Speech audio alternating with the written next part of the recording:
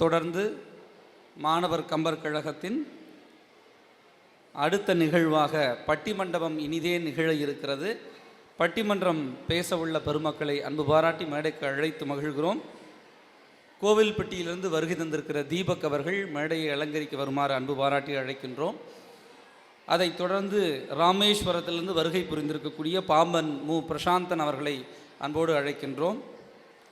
தொடர்ந்து பிரித்தீஷ் அவர்கள் சென்னையிலிருந்து வருகை தந்திருக்கிறார். அவர்களையும் சென்னை பல்கலைக்கழகத்தில் மாணவியாக வெள்ளம் வரக்கூடிய செல்வி மகாலட்சுமி அவர்களையும் இலங்கையிலிருந்து இந்த இனிய நிகழ்விற்காக பயணம் மேற்கொண்டிருக்கிற சஜீஷ்ணவன் அவர்களை அன்பு பாராட்டி மேடைக்கு அழைத்து மகிழ்கிறோம். கோவையிலிருந்து வருகை தந்திருக்கக்கூடிய ராகேஷ் நடராஜன் அவர்கள் மேடையை அலங்கரிக்கிறார்கள். இவர்கள் அறுவரில் தலைமையேற்று வழிநடத்தக்கூடிய பாங்கினை ஏற்று தமிழகத்தில் தமிழை தங்குதடையில்லாமல் ஆற்றுப்பெருக்காக கம்பனையும் தமிழையும் வளர்த்து வரக்கூடிய நாம் காலையில் குறிப்பிட்டோமே, கம்பனுக்கு புகழ்கோட்டை என்றால் அது புதுக்கோட்டை என்று. அந்த புதுக்கோட்டை கம்பன் கழகத்தின் ஆற்றல்மிகு செயலாளர் போற்றுதற்குரிய பைந்தமிழ் செல்வி புதுகை சா பாரதி அவர்களை நடுநிலை பொறுப்பிற்கு ஆற்றுமாறு அன்போடு அழைக்கின்றோம். இந்த பட்டிமண்டபத்தின் தலைமை பொறுப்பினை ஏற்றிருக்கக்கூடிய நடுவர் பைந்தமிழ் செல்வி புதுகை சா பாரதி அவர்களுக்கு எங்கள் மாணவர் கம்பர் கழகத்தின் செயலாளர் பத்மா மோகன் அவர்கள் பொன்னாடை அணிவித்து சிறப்பு செய்யுமாறு பணிவன்போடு அழைக்கின்றோம்.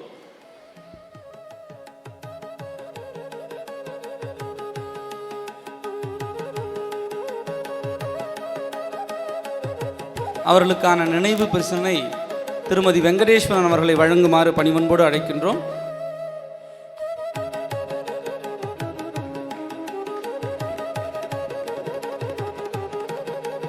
தொடர்ந்து பட்டிமன்றத்தில் பேச உள்ள கோவை ராகேஷ் நடராஜன் அவர்களுக்கு நினைவு பரிசு வழங்கி சிறப்பு செய்யுமாறு பணிவன்போடு பாப்புராஜ் அவர்களை அன்பு பாராட்டி மேடை கிடைக்கும்.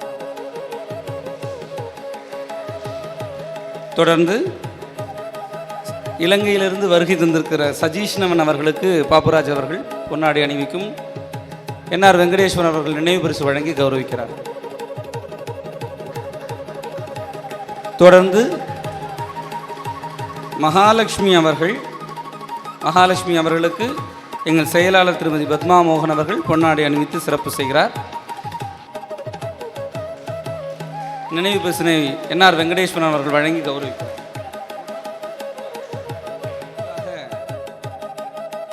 கோவில்பட்டியிலிருந்து வருகை தந்திருக்கிற தீபக் அவர்களுக்கு எங்கள் கோவில்பட்டிக்காரர் திரு பாப்புராஜ் அவர்களே பொன்னாடை அணிவித்து சிறப்பு செய்கிறார்கள்.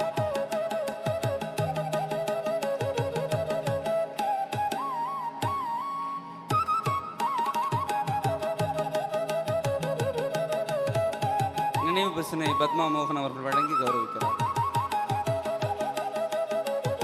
தொடர்ந்து பாம்பன் மு பிரசாந்தன் அவர்களுக்கு பொன்னாடை அணிவித்து சிறப்பு செய்யுமாறு என்ஆர் வெங்கடேஸ்வரன் அவர்களை அன்பு பாராட்டி கேட்டுக்கொள்கிறோம். தொடர்ந்து பிரித்தீஷ் அவர்களுக்கு மாணவர் கம்பன் கழகம் நடத்திய போட்டிகளில் வெற்றி பெற்ற இரு மாணவர்கள், இவர்கள் பிரித்தீஷும் மகாலட்சுமி, அதில் பிரித்தீஷ் அவர்களுக்கு பொன்னாடை அணிவித்து சிறப்பு செய்யுமாறு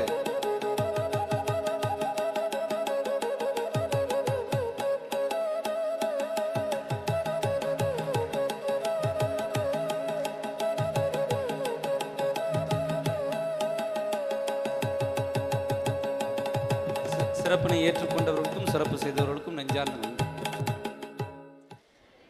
ஐந்து கரத்தனை யானை முகத்தனை இந்தின் இளம்பிறை போலும் எயிற்றனை நந்தி மகந்தனை ஞான கொழுந்தினை பொத்தியில் வைத்தடி போற்றுகின்றேனே. உலகம் யாவையும் தாமுல ஆக்கலும் நிலை பெருத்தலும் நீக்கலும் நீங்களா அழகிலா விளையாட்டுடையார் அவர் தலைவர் அன்னவர்க்கே சரண் நாங்களே. நாடிய பொருள் கைகூடும் ஞானமும் புகழும் உண்டாம் வீடியல் வழியது ஆர்க்கும் வேரியம் கமலை நோக்கும் நீடிய அரக்கர் சேனை நீருபட்டழிய வாகை சூடிய சிலை ராமன் தோல்வலி கூறுவார்க்கே. பெருமை மிகுந்த கவிச்சக்கரவர்த்தி கம்பனுடைய புகழை பாடும் நம்முடைய கம்பன் கழகங்கள் உலகெங்கிலும் ஒரு தமிழ் தொண்டு செய்து வருகிறது என்று சொல்லலாம். அதையும் தாண்டி தமிழினாலே ஒரு பெரிய வேள்வியை செய்து வருகிறது என்று சொன்னால் அது சால பொருத்தமாக இருக்கும். அப்படி உலகெங்கிலும் நிறைய கம்பன் கழகங்கள், 55ற்கு மேற்பட்ட கம்பன் கழகங்கள் இயங்கிக் கொண்டிருந்தாலும் மாணவர்களை இந்த இலக்கியத்தின் பால், தமிழ் மொழியின் பால் ஈர்த்து அவர்கள் மனதிலே அறம் நிலை பெறுவதற்கு ஒரு பெரிய தொண்டு செய்து கொண்டிருக்கக்கூடிய நம்முடைய மாணவர் கம்பர் கழகத்தை சார்ந்த அனைத்து பெருமக்களுக்கும் எங்களுடைய பணிவான வணக்கத்தை முதற்கண் உரித்தாக்குகின்றோம். மதிய வேளையில் பிள்ளைகள் எல்லாம் மதிய உணவு சாப்பிட்டுட்டு அப்புறம் ஒரு 2-2:30 மணிக்கு வகுப்பில் பாடம் எடுக்கிறதுனாலே கொஞ்சம் கஷ்டமாக இருக்கும். இந்த 3:30 மணிங்கிறது எனக்கு தெரிஞ்சு பிஇடி பீரியடு, விளையாட்டு பீரியடாக இருக்கிற நேரம். அந்த நேரத்தில் ஓடி ஆடி விளையாடுற குழந்தைங்கள பிடிச்சி உட்கார வச்சுருக்கோம் அப்படின்னா பிள்ளைகளுடைய பெருந்தன்மை தான் நம்மளையெல்லாம் இங்கே பேச வச்சுருக்கு. நம்ம பேசுகிறோங்கிறது இல்லை. அனைத்து மாணவ கண்மணிகளுக்கும் எங்களுடைய அன்பான வணக்கங்கள், வாழ்த்துக்கள். கைத்தட்டலாம், எல்லாருமே கைத்தட்டலாம். அவன் கை தட்டலாமான்னு 4 பேர் அப்படி கையை எடுக்கிற போதே இன்னும் 2 பேர் பெனால்ட்டி போட்டுருவாங்க, வச்சிரு அப்படின்றாங்க. அது இல்லாம இது வகுப்பறை கிடையாது. ஆனால் வகுப்பறைகளிலே கற்றுக்கொள்வதை தாண்டிலும் நிறைய கருத்துக்களை கற்றுக்கொள்ளக்கூடிய ஒரு மேடை, சபை.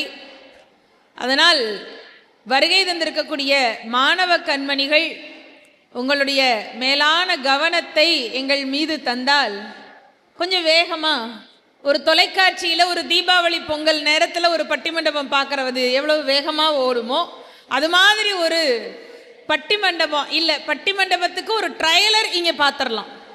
அப்படி இப்போ சொல்லலாம் இல்லைம்மா?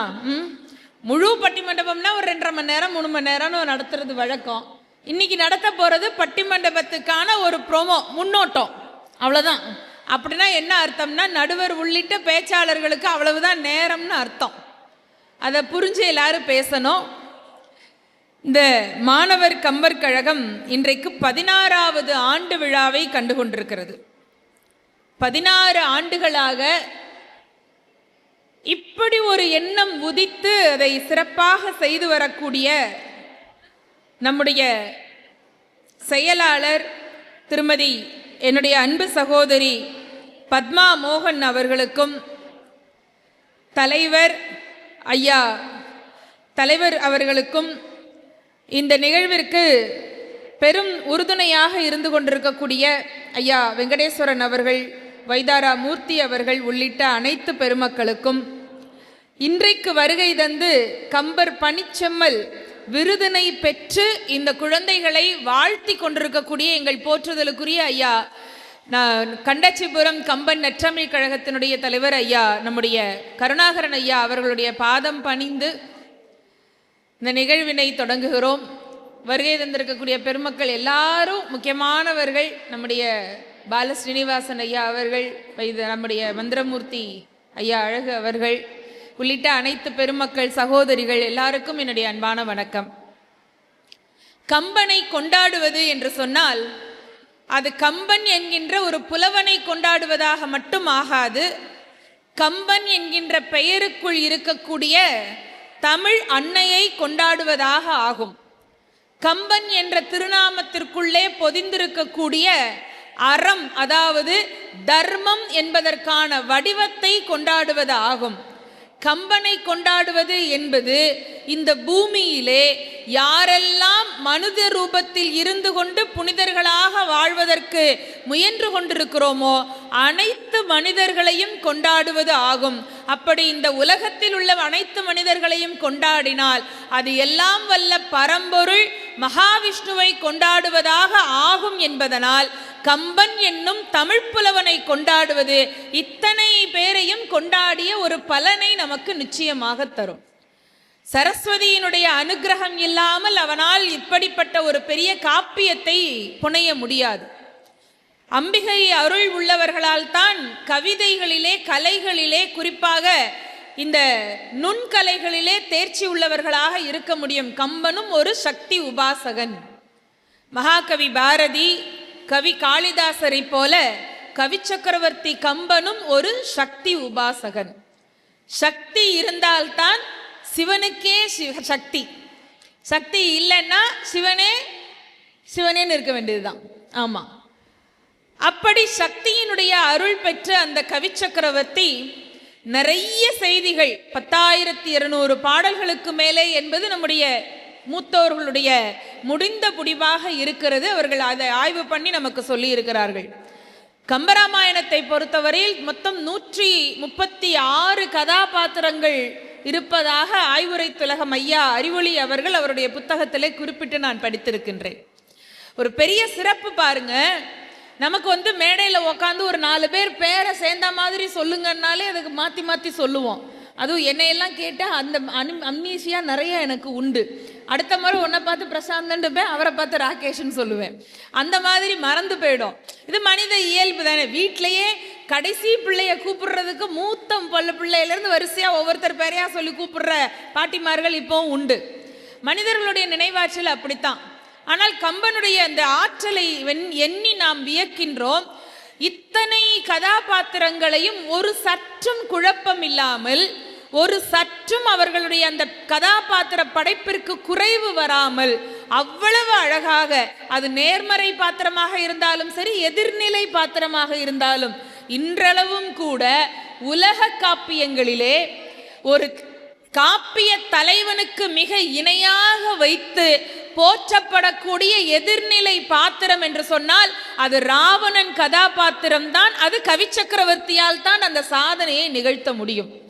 அவ்வளவு சிறப்புகளை கொண்டு வந்து, அதாவது என்ன மனநிலைனா, நமக்கு ஒருத்தர் மேல ஒரு எதிர்ப்பு வந்தது, அந்த கருத்துக்கு எதிர்ப்பு ஒருத்தர் மேல இல்லை, அவங்களுடைய கருத்துக்கு எதிர்கருத்து நமக்கு வந்தால் கூட ஒட்டுமொத்தமா அந்த மனிதனே சரியில்லைன்னு சொல்ற மனநிலை தான் இங்கே நிறைய இருக்கு.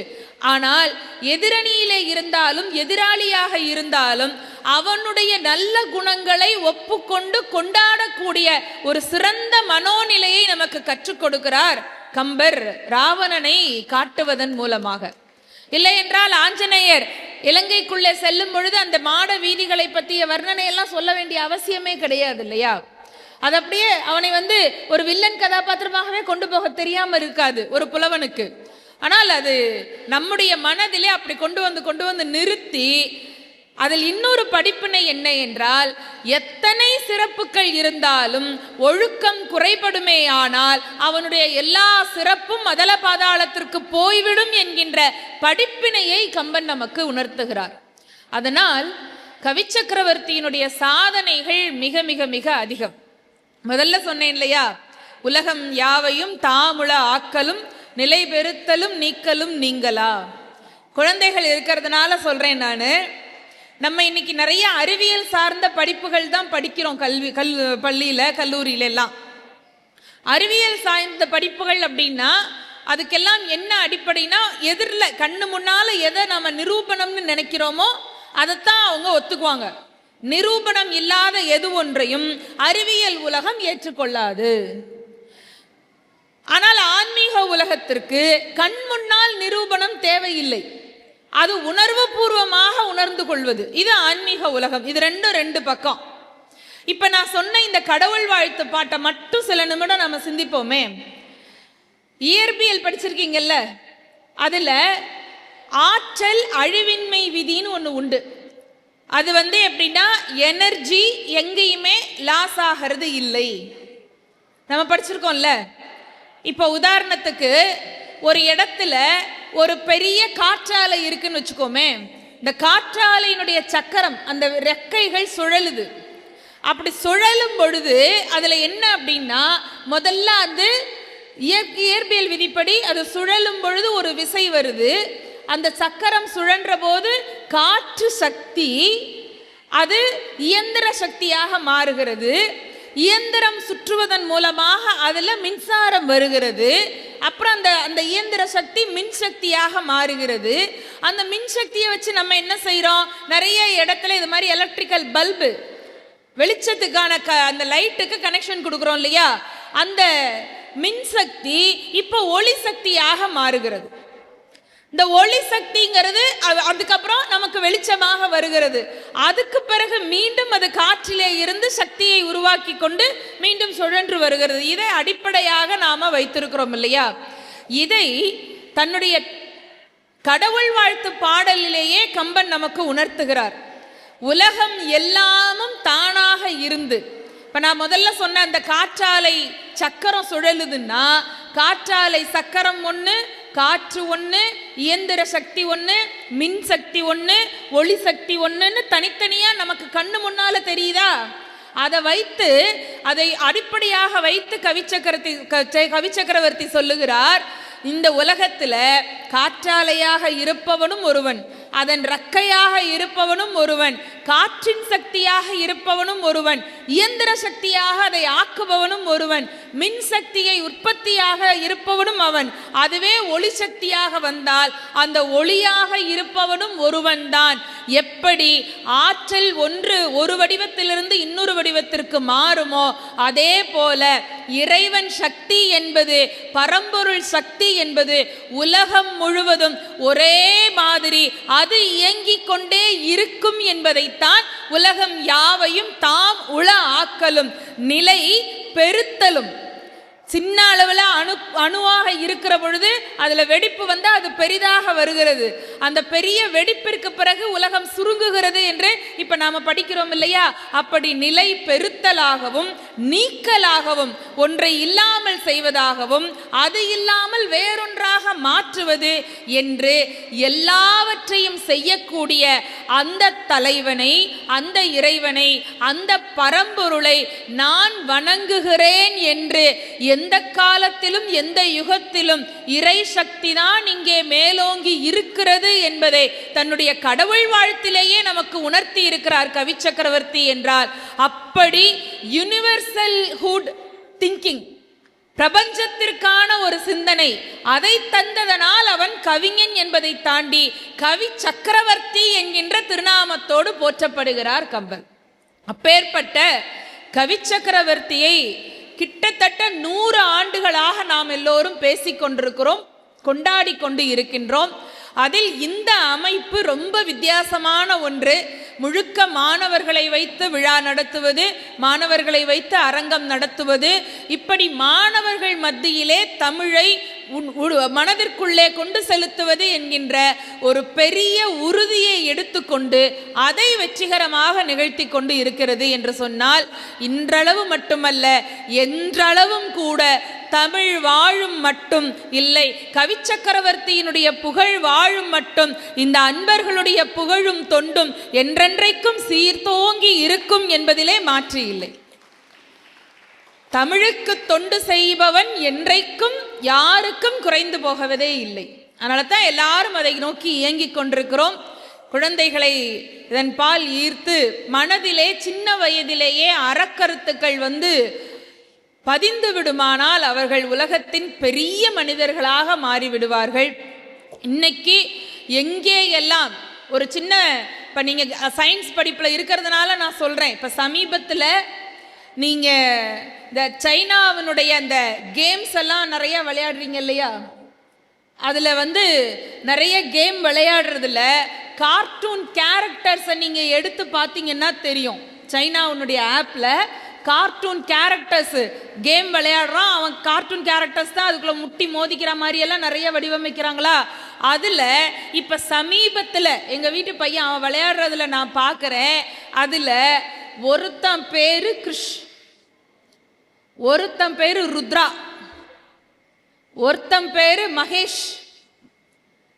அந்த மாதிரி நம்முடைய கதாபாத்திரங்கள், புராண கதாபாத்திரங்கள், நம்முடைய சமயத்தினுடைய பெரிய மகா வீரர்களாக நாம் போற்றக்கூடிய ஒரு கதாபாத்திரம் ஆஞ்சநேயர் வடிவத்தில் இருக்கு.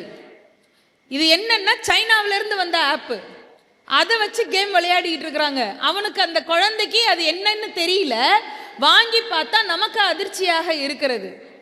ஆமா, இந்த கதாபாத்திரம் ருத்ர அப்படின்னு ஒரு கதாபாத்திரம் இருக்கு, அதுல கிருஷ் அப்படின்னு ஒரு கதாபாத்திரம் இருக்கு. அப்போ கம்பனை படிக்கிற பொழுது இன்னும் சொல்றேன் பாருங்களேன், ஆரண்ய காண்டத்திலே நிறைய அரக்கர் கூட்டத்தை வருவது போல கம்பன் நமக்கு வடித்து காட்டியிருக்கிறார் இல்லையா?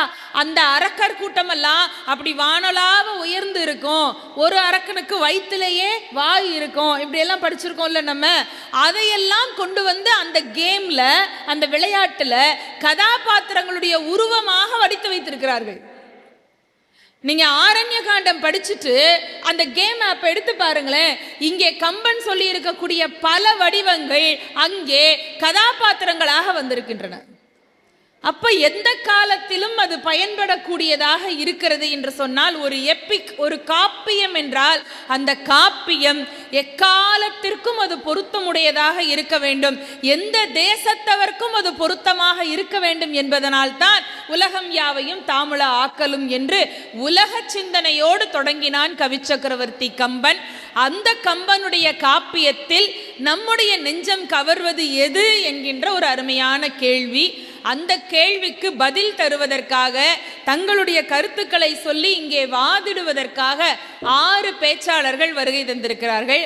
இந்த 6 பேச்சாளர்களையும் உங்களுக்கு பெயர் சொல்லி அறிமுகம் செய்கிறேன். எல்லாரும் ரொம்ப அருமையா பேசுவாங்க, நல்ல கருத்து பேசுவாங்க, எல்லாத்த விட முக்கியம் விறுவிறுன்னு பேசுவாங்க. சிறப்பாக பேசக்கூடிய 6 குழந்தைகளுக்கும் என்னுடைய வாழ்த்துக்களை சொல்லி, அவர்களே கம்பரில் நம்மை பெரிதும் கவரும் பண்பு எது என்று கேட்டால், இந்த அணி 3 பேரும் பணிவே அப்படின்னு பேச வந்திருக்காங்க, இந்த அணி 3 பேரும் துணிவே அப்படின்னு பேச வந்திருக்காங்க. இப்போ நம்ம குழந்தைங்க பல பேருக்கு குழப்பம் இருக்கும், நம்ம வீட்டில் எப்படி நடந்துக்கிறது, ரொம்ப பணிவா நடந்துக்கிட்டாலும் ரொம்ப நடிக்காதடா, உனக்கு இது செட்டே ஆக மாட்டேங்குதுங்கிறாங்க. பேச்சுக்கு பேச்சு பதில் கொடுத்தாலும் இந்த வாய் மட்டும் இல்லைன்னா உன்னையெல்லாம் எப்போவோ அப்படின்னு சொல்லுவாங்க. சொல்லுதாங்களா? இந்த பணிவா இருக்கிறதா மேடம் அல்லது துணிச்சலா பேசுறதா மேடம் ஒண்ணுமே புரியல.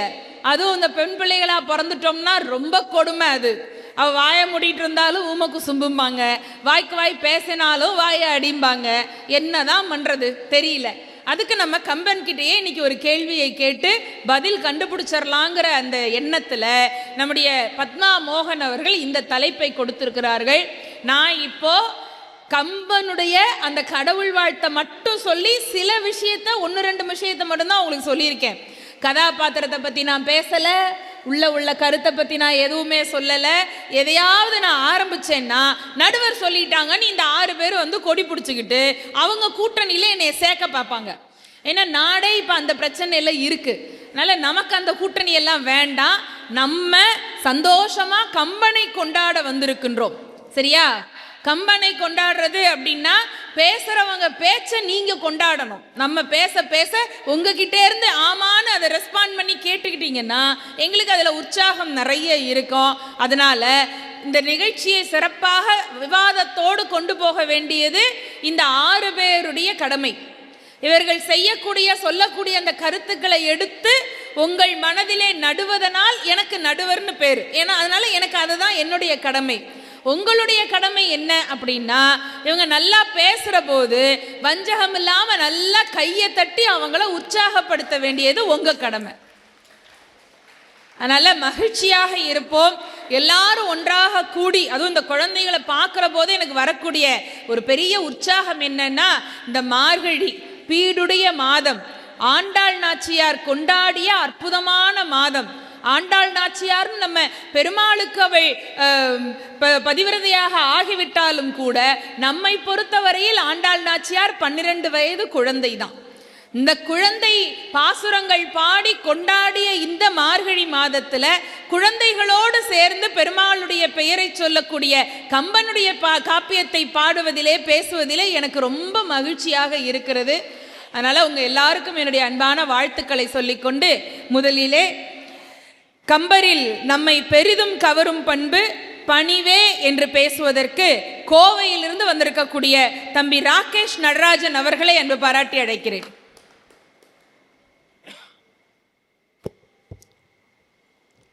கம்பன் வாழ்க வாழ்க வாழ்க. காலைல மணினா ஒரு டெக்னிக் சொல்லி கொடுத்தாரு, அதை ஃபாலோ பண்ணலான்னு நினைக்கிறப்போ ஸ்டூடெண்ட்ஸ் இல்லை. ஓகே, கல்லாதவரும் கம்பனில் ஒரு வரி கற்றால் கவி பாடலாம்.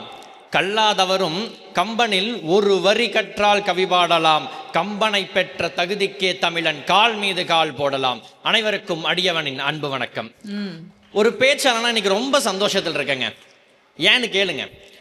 இத்தனை நாட்கள் ஒரு அறிஞர் பெருமக்கள் முன் பேசிய இச்சிறுவனை இன்று மாணவர்கள் முன், அதுவும் இன்னும் ஒரு நூற்றாண்டு காலம் மாணவர் கம்பன் கழகம் நிகழ்த்தும் இப்பேர் யாகத்தில் நூற்றாண்டு காலம் கடந்தும் கம்பனை செலுத்தும் இந்த பெரும் நிகழ்வில் அடியேனும் சிறு துளியாக இருக்கிறேன் என்பதில் ஒரு பேச்சாளனாக எனக்கு மிக மிக மகிழ்ச்சி. 2017 வருஷம் கோவை கம்பன் விழால ஒரு பெருந்தகை மாணவர் அரங்குக்கு தலைமை தாங்கினாங்க. அப்போது ஒரு மாணவன் கன்னி பேச்சு பேசினான். அவனை பார்த்து நீ நன்றாக வருவாயப்பா என்று ஆசீர்வதிச்சாங்க. அதுக்கு நேர் வருஷம் 2018 வருஷம் ஒரு பெருந்தகை பட்டிமன்றம் பேச வந்தாங்க. அவர்களிடமும் அந்த மாணவன் ஆசி பெற்றான். அவர்கள் ஆசியினால் என்னவோ அந்த மாணவன் இன்று உங்கள் முன் பேச்சாளனாக இருக்கின்றான். எனக்கு ஆசி வழங்கியது வேறு யாருமல்ல, அதில் ஒருவர் பத்மா மோகன், மற்றொருவர் புதுகை பாரதி. அப்பெருந்தகைகளின் பாதங்களை மனமொழி மெய்களால் போற்றி மகிழ்கின்றேன். சரி, இப்ப நான் என்ன பேச போறேன்? கம்பனில் நம்மை பெரிதும் ஈர்க்கும் பண்பு பணிவுதான். என்னப்பா இந்த பையன் ஆரம்பிக்கிறதுக்கு முன்னாடி இப்படி சொல்லிட்டு அப்படின்னு யோசிக்கிறீங்க இல்லையா? சொல்றேன், பார்க்கலாம். சரி, ஆரம்பிக்கிறதுக்கு முன்னாடி முதல்ல நமக்கு ஒரு கேள்வி இருக்கும். பணிவுனா என்ன அப்படிங்கிற ஒரு கேள்வி இருக்குல்லங்க. பணிவுங்கிறது ஒரு அழகான பண்புங்க. எந்த மனுஷனும் தனக்கு கீழே கிடையாது, எந்த மனுஷனும் தனக்கு மேலே கிடையாது, எல்லாருமே சரிசமம் என்று நினைக்கக்கூடிய ஒரு எண்ணம் பணிவு. தலைகணம் ஏறவே ஏறாம தன்னம்பிக்கையோட இருக்கிறதுக்கு பேரு பணிவு. எல்லாத்துக்கும் மேல சொல்லணும்னா இன்றைய நடைமுறை வாழ்க்கையில் யதார்த்தமாக நம் அனைவருக்குள்ளும் இருக்கும் ஒரு உணவு பணிவு. அப்ப நீங்க கேட்கலாம், துணிவு இல்லையாப்பா அப்படின்னு கேட்கலாம். துணிவு இருக்கு, ஆனா இங்க துணிவுக்கான செயல்களை விட பணிவுக்கான செயல்கள் அதிகம். அதற்கு காரணம், அதற்கு கம்பன் போட்ட விதைதான் காரணம் என்பதை நான் சொல்லி முடிக்கிறேன். சரி, இந்த பணிவு அப்படிங்கிறதுக்கு 2 தமிழ் புலவர்கள் அழகான ஒரு இலக்கணம் வகுக்கிறாங்க. நம்ம வள்ளுவ பெருந்தகை சொல்றாரு, பெருக்கத்து வேண்டும் பணிதல் அப்படின்னு சொல்றாரு. பெருக்கத்து வேண்டும் பணிதல் அப்படின்னு சொல்றாரு. அப்படியே நல்லந்துவனார் கலித்தொகையில சொல்றாரு, பண்பெனப்படுவது பாடறிந்து ஒழுகுதல் அப்படின்னு சொல்றாங்க. இந்த 2 முன்னோடிகளும் பணிவு என்று இதுதான் அப்படின்னு ஒரு வரையறை வச்சுட்டு போயிட்டாங்க. அந்த அணிகளை எடுத்து கம்பன் தன் ராமனுக்கும் தன் காப்பிய மாந்தருக்கும் சூட்டி அழகு பார்க்கின்றான். அது நம்மை கவர்ந்தது என்பதுதான் நிதர்சனமான உண்மை. அது எப்படி நீ எதுவுமே சொல்லாம அதை நமக்கு கவர்ந்துச்சுன்னு சொல்றான்னு கேட்கலாம் இல்லையா? சொல்றேன் பாருங்க. முன்னாடி சொன்னே, பெருக்கத்து வேண்டும் பணிவு, பண்பெனப்படுவது பாடறிந்து ஒழுகுதல்னு. இந்த 2 கருத்தையும் கம்பன் ஒரு இடத்தில் நிலைநாட்டுறாங்க.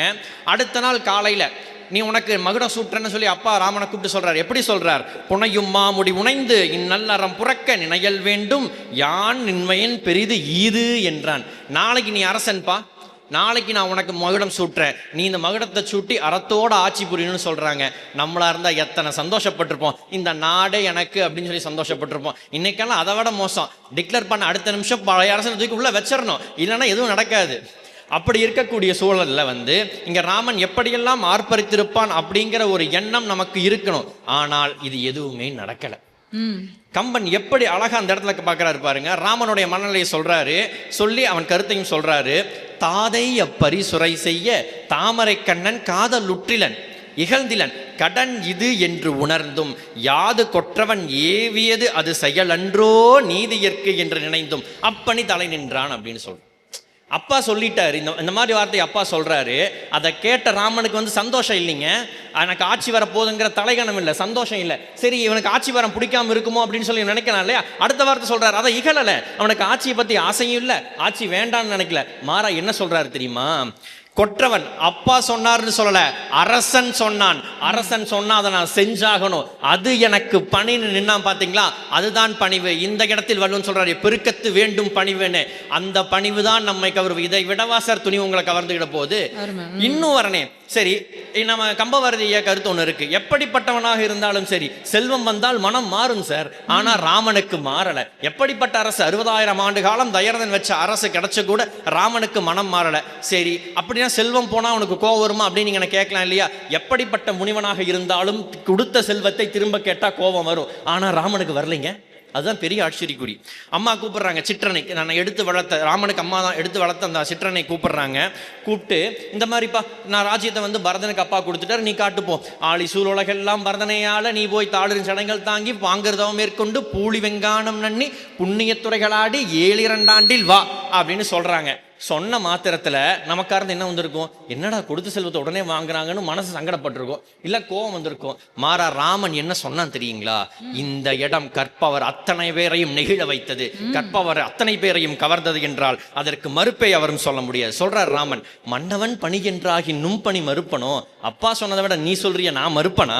என் பின்னவன் பெற்ற செல்வம் என் தம்பிக்கு கிடைச்ச செல்வங்க, அது எனக்கு கிடைச்ச செல்வம் இல்லையா? என் பின்னவன் பெற்ற செல்வம் அடியனேன் பெற்றதன்றோ எஞ்சினி உறுதியப்பால், இதுக்கு மேல நான் சொல்றதுக்கு என்ன இருக்கு? இந்த பணியை நான் தலைமையில எடுத்துக்கிட்டு மின்னொளிர் காணம் இன்றே போகின்றான். முன்னாடி அம்மா சொன்னாங்க பூலி வெங்கானம்னு சொன்னது ராமனுக்கு மின்னொளிர் காணமாக தெரிகிறது என்றால் அவன் இன்பத்திலும் சரி துன்பத்திலும் சரி சமநிலை மாறாத ஒருவனாக இருந்தான். அது அந்த பணிவு கொடுத்தது என்பதைத்தான் கூற விரும்புகின்றேன். இதை விடவா சார் உங்க துணிவு கவர்ந்துட போகுது? பேசவே இல்ல, அதுக்குள்ள இவ்வளவு வேகமா பாடுறீங்க. இல்ல மேடம், பணிவை சொல்லிதான் ஆகணும், ராமனுடைய பணிவு அல்லவா? பணிவை இவ்வளவு துணிவா சொல்லி நான் இன்னைக்குதான் பாக்குறேன். பணிவும் துணிவா சொன்னால்தான் கவருமாம். இது கம்பன் சொல்லி கொடுத்தது. அதை எப்படி நான் சொல்லிடுறேன், இப்போ இந்த வார்த்தை விட்டேன்னா பணிவு எப்படி துணிவா கவரும்னு. ராவனுடைய துணிச்சல் பெரும் துணிச்சல். ஆனா ராமனுடைய துணிச்சல் எதிர்க்க வர்றான், போருக்கு வந்து நிக்கிறான். அந்த ராமனை எத்தனை ஆயுதம் அத்தனையும் போட்டுட்டு வெறுங்கையா நிக்கிற ராவனை கொண்டிருக்க முடியுமா முடியாதா? ஆனால் அந்த இடத்தில் ராமன் ஒரு வார்த்தை சொன்னா சார், ஆளையா உனக்கு அமைந்த மாருதம் யாவும் பூளையா என கண்டனை இன்று போய் போருக்கு நாளை வா என்று நல்கினன் நாகிலங்கமுகின் வாழைத்தாவொரு கோசல நாட்டுடைய வல்லல்னு சொன்னா சார். வள்ளல் இங்க பணிவு இருக்கிறதுனால தான் ராமன் வள்ளல் ஆகினார். இன்று போய் நாளை வேணா ஒரு வாசகமே வந்திருக்காதே, துணிச்சல் மட்டும் வச்சுக்கிட்டு துணிவு இருக்கணும். ஆனால் துணிவை பணிவு மிகுந்தால்தான் அவன் கவருவான் அப்படின்னு நான் சொல்ல விரும்புறேன். சரி, ராமனுக்கு மட்டும்தான் இந்த பணிவு இருந்திருந்ததா அப்படின்னு கேட்டா ராமனுக்கு மட்டும் இல்ல, அவனுடைய மனைவியாகிய சீதைக்கு இருந்துச்சு. அனுமன் போய் கேட்குறாங்க, என் தோளில் ஏறிக்கிங்க, நான் உன்னை கூட்டிகிட்டு போகிறேன், வாங்க நம்ம போயிடலாம், இன்றைக்கே போயிடலான்னு சொல்கிறாங்க. ஆனால் ஏற்கனவே ஒரே வார்த்தை சொல்கிறா, அல்லல் மாக்கள் இலங்கை யாதாகுமோ எல்லை நீத்த உலகங்கள் யாவும் என் சொல்லினால் சுடுவேன், அது தூயவன் வில்லி நாட்டிற்கு மாசு என்று வீசினேன்.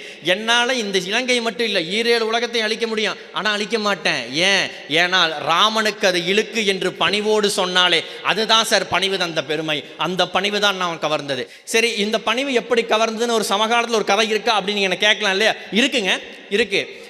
நம்ம ஒரு பெரும் கவிஞர் இருந்திருந்தாரு, அவருக்கு ஒரு அசைன்மெண்ட், உங்க ஸ்கூல்ல அசைன்மெண்ட் கொடுக்குறாங்கல்ல, அந்த மாதிரி ஒரு அசைன்மெண்ட் கொடுக்குறாங்க, கம்பனை படிச்சுன்னு திட்டுங்கப்பா அப்படின்னு சொல்றாங்க. அவரும் கம்பனை படிக்கிறார். படித்து படித்து படித்து கம்பன் அவருக்குள் ஊறி போய் என்னால் கம்பனை திட்டவே முடியாது என்று மாரக கவி பாடினார். சொல்றார், அண்ணனோடு தம்பியர்கள் 4 ஆகி 5 ஆகி 6 7 ஆனவிதம் கூறி என ஆளுகின்றான் மூளைதனில் ஏறின்னு சொன்னாரு. அப்படி அவரை பணிவு கவர், அப்படி சரி கம்பன் தான் கவர்னான், பணிவு எப்படி கவர்ந்துச்சு நீங்க கேட்கல இல்லையா? பின்னாடி அவர் எழுதின பாட்டுல ஒரு வரி போடுறாரு, நிலை உயிரும் போது பணிவு கொண்டால் உயிர்கள் உன்னை வணங்கும்னு தான் சொன்னார். எங்கேயாவது துணிவு உன்னை கவரும்னு சொன்னாரா? உயிர்கள் உன்னை வணங்க வேண்டும் என்றால் நீ பணிவோடு இருக்க வேண்டும் என்று கண்ணதாசன் சொல்லிவிட்டார். நான் இப்படி சொல்லி நிறைவு செய்கின்றேனே, வெறும் துணிவை மட்டும் இந்த காப்பியம் பேசி இருந்தால் அது ஒரு வீரக்கதையாக இருந்திருக்கும், ஒரு வீரனை பற்றிய கதையாக இருந்திருக்கும். ஆனால் துணிவு வீரம் பேசியது, பணிவு விழுமியம் பேசியது. விழுமியம் பேசியதால் தான் கம்ப காப்பியமாக நின்றது, கம்ப காப்பியமாக இருந்தது. பணிவுதான் கற்பவர்களை எல்லாம் கவர்ந்தது, துணிவு அதற்கு துணையாய் நின்றது. நன்றி, வணக்கம். அருமை அருமை அருமை. அப்பா, ஆனா முதல் பேச்சாளரா பேசுறதுங்கிறது கொஞ்சம் கஷ்டம்தான். ஆனா அதை விட ரொம்ப கஷ்டம் நடுவரா முன்னுரை சொல்றது. ஆமா, ரொம்ப அழகா ராகேஷ் அவர்கள் பணிவு இருந்தால்தான், பணிவுதான் பெருமை அப்படின்னு மற்ற இலக்கியங்கள்ல இருந்தும் உதாரணம் சொன்னார். கம்பன்ல இருந்து 2 உதாரணங்களை சொன்னார். ஒன்று, போர்க்களத்தில் ராமன் ராவணனை பார்த்து இன்று போய் போர்க்கு நாளை வா என்கின்ற அந்த இடம். அடுத்தது, சீதையிடம் அனுமன், அம்மா நான் உங்களை அழைத்து செல்லுகிறேன், என் தோளில் வாருங்கள் என்று சொன்ன பொழுது அவள் சொன்ன பதில். இந்த 2 இடத்தையும் அவர் உதாரணமாக வைத்து பேசி இருக்கிறார். அதை எதிரணியினர் மனதில் கொள்ள வேண்டும் என்று கேட்டுக்கொண்டு எப்படி மறுக்கிறாங்கன்றதை பார்த்துருவோமே என்னதான் அப்படின்னு. ஆனால் உண்மையாகவே இவ்வளவு துணிச்சலான பணிவான பையனை, துணிச்சலுடைய பணிவான பையனை நான் இங்கே தான் பார்க்குறேன். நல்லது நல்லது. இப்போ அடுத்ததாக பேசுவதற்கு, துணிவே என்று பேசுவதற்கு வருகிறார் அன்பு தம்பி இலங்கையிலிருந்து வருகை தந்திருக்கக்கூடிய திரு சி சஜிஷ்ணவன் அவர்கள். வாங்க. படித்திட முடிந்திடா கம்பகாதை, அதை முடித்திட முயன்றிடும் நானோ பேதை. கம்பனை பேசிட வந்த ஐவரும் மேதை. என்னை தவிர இங்கே இருக்கக்கூடிய அந்த ஐவருமே மேதை. நடுவராய் தவிர்த்திட முடியா அக்கா புதுவை பாரதி. அக்கா தலைமையில் பேசிட இளைஞர் கூட்டம். அக்கா பத்மாவின் அழைப்பினால் இணைந்த கூட்டம். மாணவர் மத்தியில் பெருவிருட்சம். எம்மை அழைத்திட்ட குரோம்போட்டை கம்பகோட்டம். எம்மை அழைத்திட்ட குரோம்பேட்டை கம்பகோட்டம். தொடரடை கதைகளையும் ஒளியும் போதே இடரென எதுவும் நேரக்கூடும். என் சுடர் ஒளி மறைந்து மங்கக்கூடும். சொல்லும் மொழியிடை குறைகள் நேரக்கூடும். என் சுடர் ஒளி மறைந்து மங்கக்கூடும். சொல்லும் மொழியிடை குறைகள் நேரக்கூடும். எத்தனை துன்பம் வந்த போதும் சிரித்திடும் மன்னல் ராமன் போல எந்தன் சிந்தையில் மொழியின் பிழைகள் கண்டால் பொறுத்திட அன்பால் இறைஞ்சுகின்றேன். எந்தன் சிந்தையில் மொழியின் பிழைகள் கண்டால் பொறுத்திட அன்பால் இறைஞ்சுகின்றேன். இன்னிசை மலைகளில் நனைந்த மக்கால் எங்கள் சொல் இசையாகுமோ அறியேன் நானே. எந்தன் வரிகளில் உங்கள் வரவை போற்ற, எந்தன் வரிகளில் உங்கள் வரவை போற்ற வார்த்தைகள் இல்லை. வணங்குகிறேன். அவைக்கு வணக்கம். நடுவர் அவர்களே, அழகான ஒரு தலைப்பு. ஆமா, கம்பனில் நம்மை பெரிதும் கவர்வது பணிவா இல்லை துணிவா என்பது. சகோதரர் ராகேஷ் வந்தார், மிக மிக துணிவாக பணிவுதான் என்று சொல்லிவிட்டு போனார்.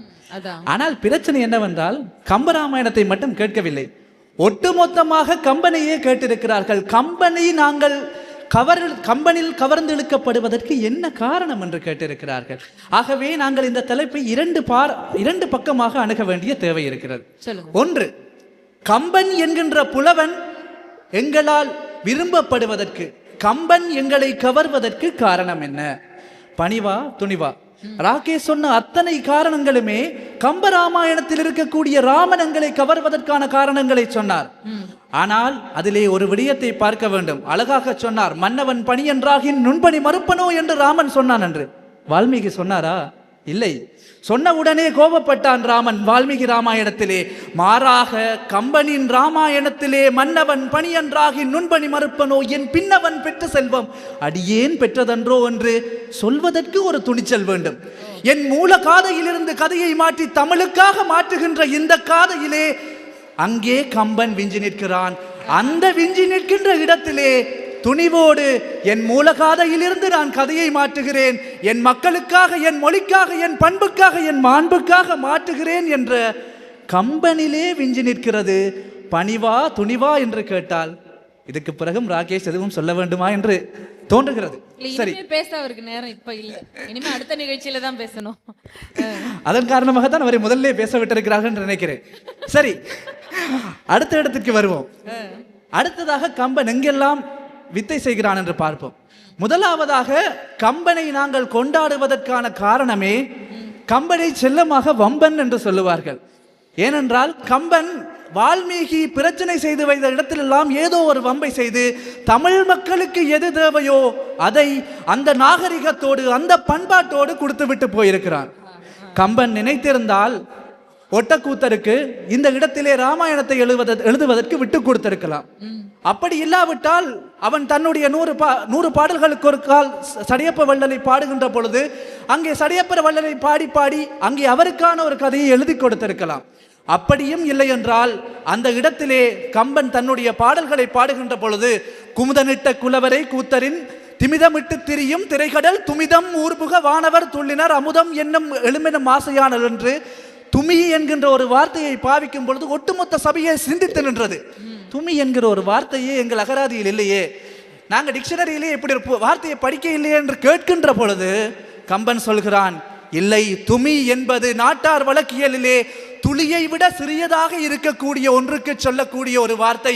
முடிந்தால் வாருங்கள் நிரூபித்து காட்டுகிறேன் என்று அங்கே ஊருக்குள்ளே அழைத்து கொண்டு போவதாக ஒரு ஐதீக கதை இருக்கிறது. கலைமகளே அங்கே தயிர் கடையும் பெண்ணாக வந்து துமி என்கின்ற வார்த்தையை பயன்படுத்தியதாக ஒரு நம்பிக்கை கதை ஒன்று இருக்கிறது. ஆகவே தான் வெறுமனே காதால் கேட்ட ஒரு சொல்லை இத்தனை ஆண்டு கடந்திருக்கக்கூடிய ஒரு காப்பியத்தில் பாவித்து அதை ஐயம் எழுகின்ற பொழுது பணிவாக எனக்கு தெரியாமல் எழுதிவிட்டேன் என்று விட்டுவிட்டு போயிருக்கலாம். கலைமகளையே வம்புக்கு இழுத்து இல்லை நான் நிரூபித்து காட்டுகிறேன் என்கின்ற அந்த துணிவுக்கு பெயர்தான் கம்பன்.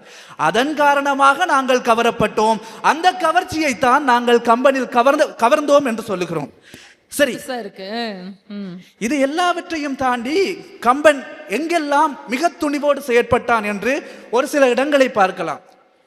ராமன் என்கின்ற ஒரு அவதார புருஷன், நீங்கள் சொன்ன அதே காசியில் கொற்றத்து ராமன் கதை என்று பாடப்படுகிற குற்றமே இல்லாத ராமன் கதையிலே தாடகை என்கிற பெண்ணை வதைக்க வேண்டுமா? அகலிகை என்கின்ற பெண்ணுக்கு அங்கே கொடுக்கப்பட்ட சாபத்தை காலிலே எடுக்கப்படுகின்ற துமியால் ஒரு விமோசனம் கொடுக்க வேண்டுமா? அப்படியும் இல்லை என்றால் சூர்பனகை என்கின்ற பெண்ணினுடைய மூக்கறுபடும் போது பார்த்திருக்க வேண்டுமா? வாலி என்கின்ற வீரனை முதுகிலே குத்த வேண்டுமா? அங்கே அரக்க குலத்திலே இருக்கக்கூடிய ஒருவனை கூட சேர்த்து அங்கே சதி செய்து இலங்கையை வெல்ல வேண்டுமா? ராவணன் என்கின்றவனை இன்று போய் போக்கு நாளை வா என்று சொல்ல வேண்டுமா? இந்திரஜித்தனின் யாகம் குழப்ப வேண்டுமா? இத்தனை பிரச்சனைகளை செய்கின்ற ஒருத்தனை காசியில் கொற்றத்து ராமன் கதை என்று பாடத்தான் வேண்டுமா? இந்த துணிவுதான் கம்பனிடம் விஞ்சி நிற்கிறது என்று நாங்கள் சொல்லுகிறோம். இத்தனையும் செய்தவனை காசியில் கொற்றத்து ராமன் என்று பாடுகின்ற துணிவு கம்பனை தவிர யாரிடமும் இல்லை என்பதுதான் எங்களுடைய கருத்தாக இருக்கிறது. ஆகவே இதை தாண்டி பாரதி அழகாக சொல்லுகிறான், எல்லையொன்றின்மை எனும் பொருள் அதனை கம்பன் குறிகளால் காட்டிட முயலும் முயற்சியை கருதியும் அன்று நான் தமிழச்சாதியை அமரத்தன்மை வாய்ந்தது என்று உறுதி கொண்டிருந்தேன் என்று. கம்பன் எல்லையொன்றின்மை என்பதை எப்படி காட்டுகிறான்? இன்று ராமாயணத்திலே இருக்கக்கூடிய அத்தனை பாத்திரங்களும் எங்கேயும் விழுந்து விடாமல் இருப்பதற்கு கம்பன் அத்தனை பாத்திரங்களுக்கு முயற்சி கொடுக்கிறான். வெறுமனே மனிதர்களால் இந்த கதையை கொண்டு போயிருக்க முடியும். ஆரம்பத்திலே இந்த மாணவர் அரங்கத்திலே பேசுகின்ற பொழுது பாலாஜி அண்ணன் அவர்கள் சொன்னார்கள், குகன் என்கின்றவன் இருக்கிறான். குகன் என்கின்ற அந்த வேட்டுவன் தன்னை அடையாளப்படுத்துகின்ற பொழுது மிக பணிவாக நாவாய் வேட்டுவன் நாயடியனேன் என்று தன்னை அடையாளப்படுத்துகிறான். இதிலே யாராவது கவரப்பட்டார்களா? அந்த குகன் மீது எங்கே பாசம் வருகிறது என்றால், ஆழ நெடுந்திர யாரு கடந்திவர் போவாரோ, வேள நெடும்படை கண்டு விலங்கிடுவில்லாலோ, தோழமை என்றவர் சொல்லிய சொல்லொரு சொல்லன்றோ, ஏழமை வேட நிறந்திலன் என்றென ஏசாரோ என்று எப்போது பரதனை பார்த்து அந்த இடத்திலே துணிவாகத்தான் கூச்சலிடுகின்றானோ அந்த துணிவிலேதான் குகன் மீது எங்களுக்கு அன்பு வருகிறது. குகனோடு ஐவராகின்றார்கள். அப்படியாக அந்த துணிவு தான் எங்களை ஈர்க்கிறது என்பதுதான் எங்களுடைய அன்பான வாதமாக இருக்கிறது. எவ்வளவு பணிவாக நாங்கள் சொன்னாலும் அந்த துணிவிலேதான் ஈர்ப்பு இருக்கிறது என்பதுதான் எங்களுடைய வாதம்.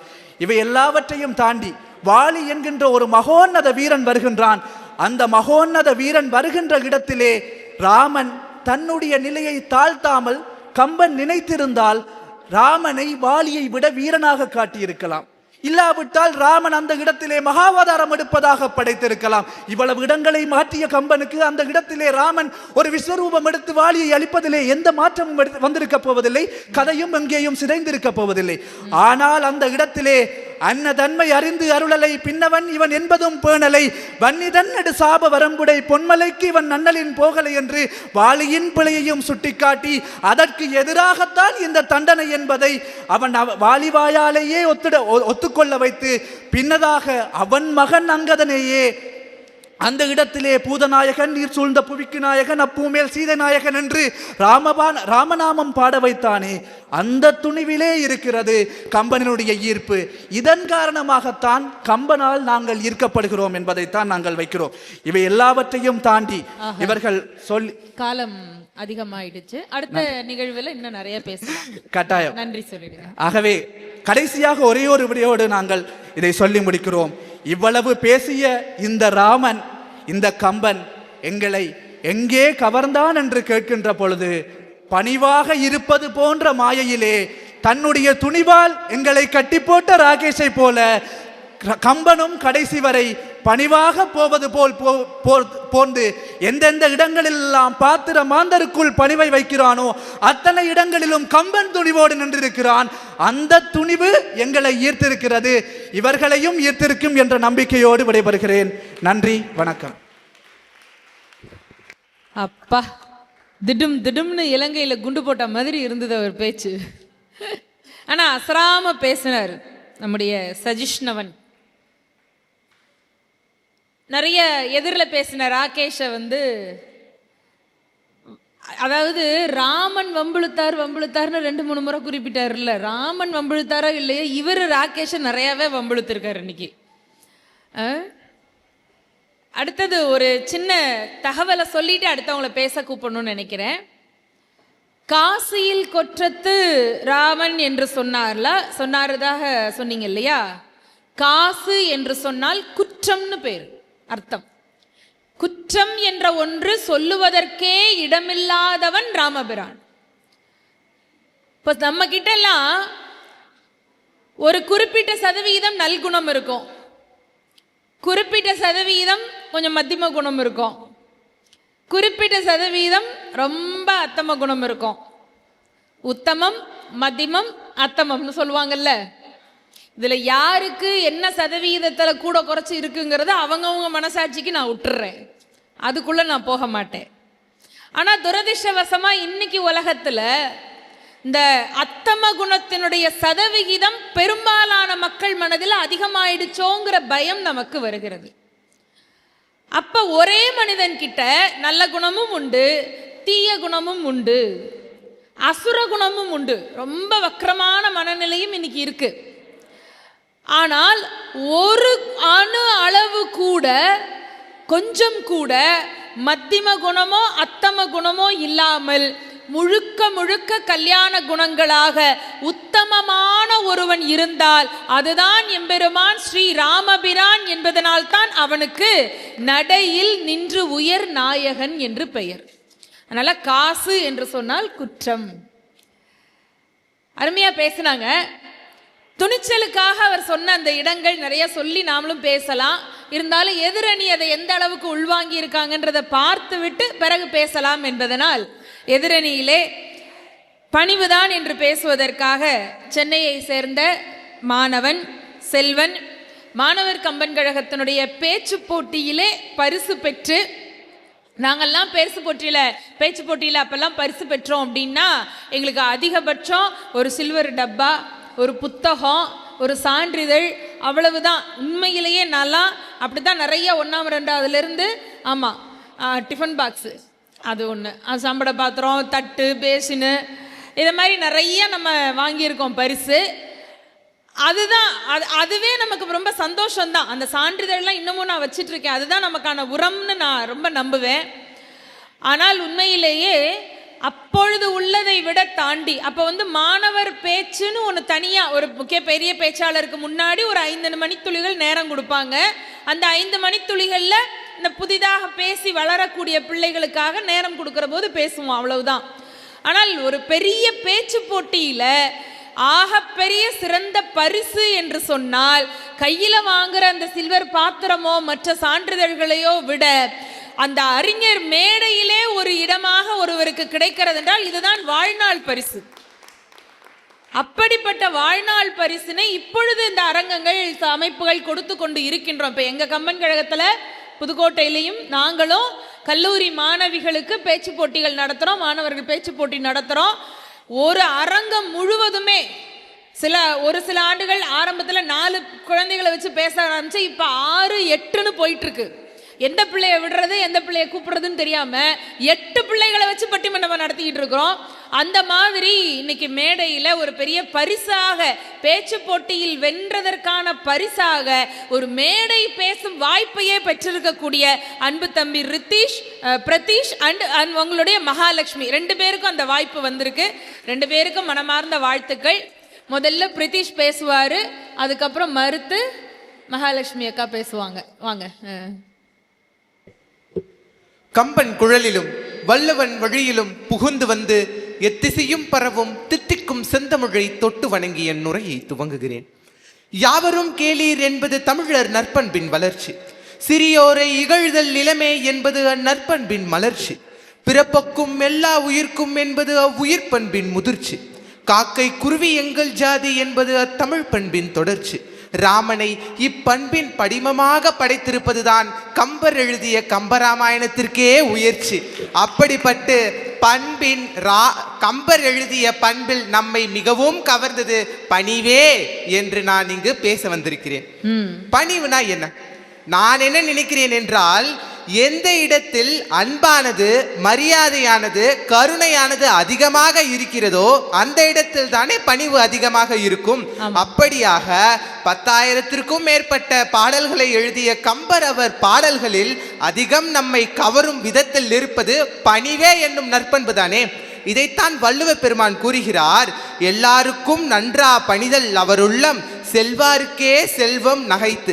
அதாவது நம்ம கிட்ட எத்தனை செல்வங்கள் இருந்தாலும் பணிவு அப்படின்ற ஒரு செல்வம் இல்லைனா இருக்க செல்வத்துக்கு எதுக்குமே பயன் இல்லை.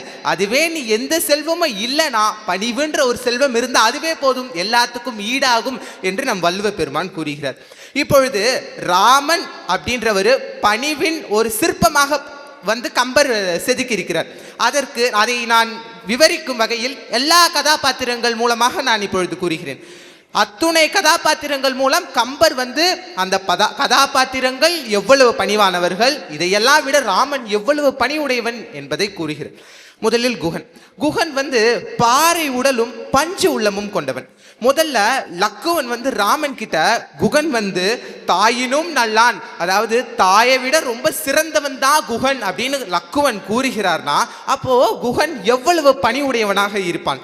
இப்பொழுது ராமன் அவ்வளவு பெரிய அயோத்தி காண்டத்துடைய அரசன், தான் நினைச்ச என்ன வேணாலும் செய்யலாம். ஆனா அப்படிப்பட்ட ராமர் குகனை கூப்பிட்டு, என்னுயிர் அணையாய் நீ இளவல் இளையால், அதாவது நீ என்னுடைய சகோதரன் போன்றவன், நான் இப்படி துன்பமான நேரத்தில் இருக்கும் பொழுது எனக்கு துணையாக நீ நின்று இருக்கிறாய்.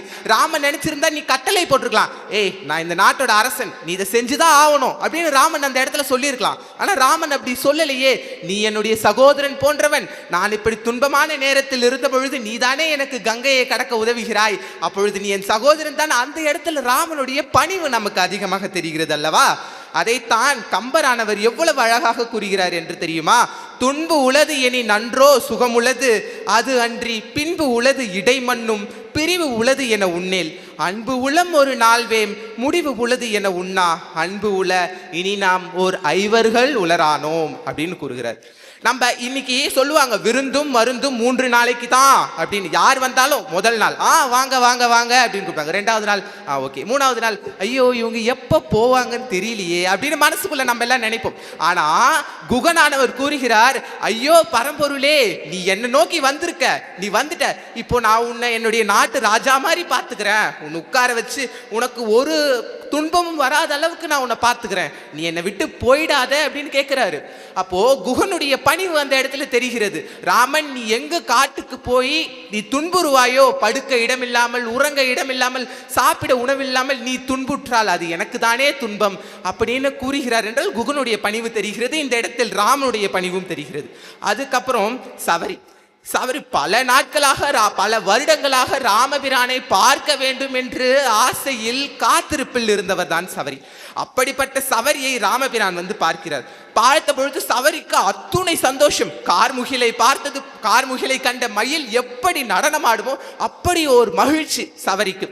இப்பொழுது ராமபிரானை கூப்பிட்டு உட்கார்ந்துட்டு பழங்களை கொடுக்குறாங்க.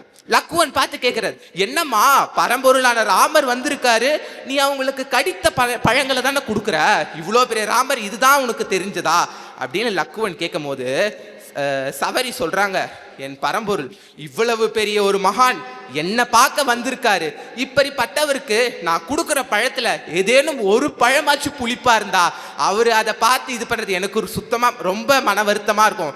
அதனாலதான் எல்லா பழங்களையும் நான் உண்டு, எந்த பழமெல்லாம் புளிப்பா இருக்கோ அதையெல்லாம் தள்ளி வச்சுட்டு இனிப்பா இருக்க கழையிலும் சுவையான பழங்களை தான் நான் என் பிரானுக்கு கொடுக்க வேண்டும்னு சொல்றாங்க. அப்போ அந்த இடத்துல சவரி எவ்வளவு பணிவா ராமபிரான் அவருக்கு நம்ம இந்த மாதிரியான ஒரு இதுதான் பண்ணணும்ன்றது இருக்காங்கன்னா அந்த இடத்துல சவரி அவர்களுடைய பணிவு தெரிகிறது. அதுபோல்தான் ராமனும் இப்படிப்பட்டதோர் பெண் என் தாயிலும் மேலானவள், நீங்க என் தாயை விட சிறந்தவர்கள்னு கூறும் பொழுது அந்த இடத்தில் ராமனுடைய அந்த ஒரு பணிவும் தெரிகிறது. அதுக்கப்புறம் சுக்ரீவன், இப்போ ராமனும் சுக்ரீவனும் போட்ட ஒரு ஒப்பந்தம் என்ன, நீ வந்து என்னுடைய அண்ணன் வாலியை தோக்கரிச்சு என் நாட்டை நீ கொடுத்துடணும்.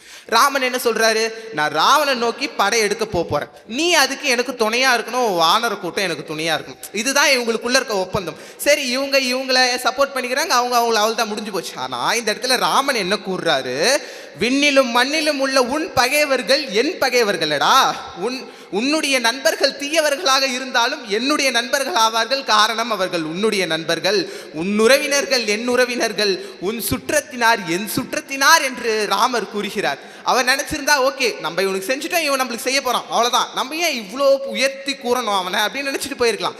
ஆனா அந்த இடத்துல ராமர் அவர்களுக்கு ஒரு பணிவு இருக்கிறது, நீ என்னுடைய நண்பன் தோழன் அப்படின்னு கூறுகிறார். அடுத்தது நான் விபீடனன் மூலமா ராமன் எவ்வளவு பணிவானவர் அப்படின்னு நான் கூற போறேன்.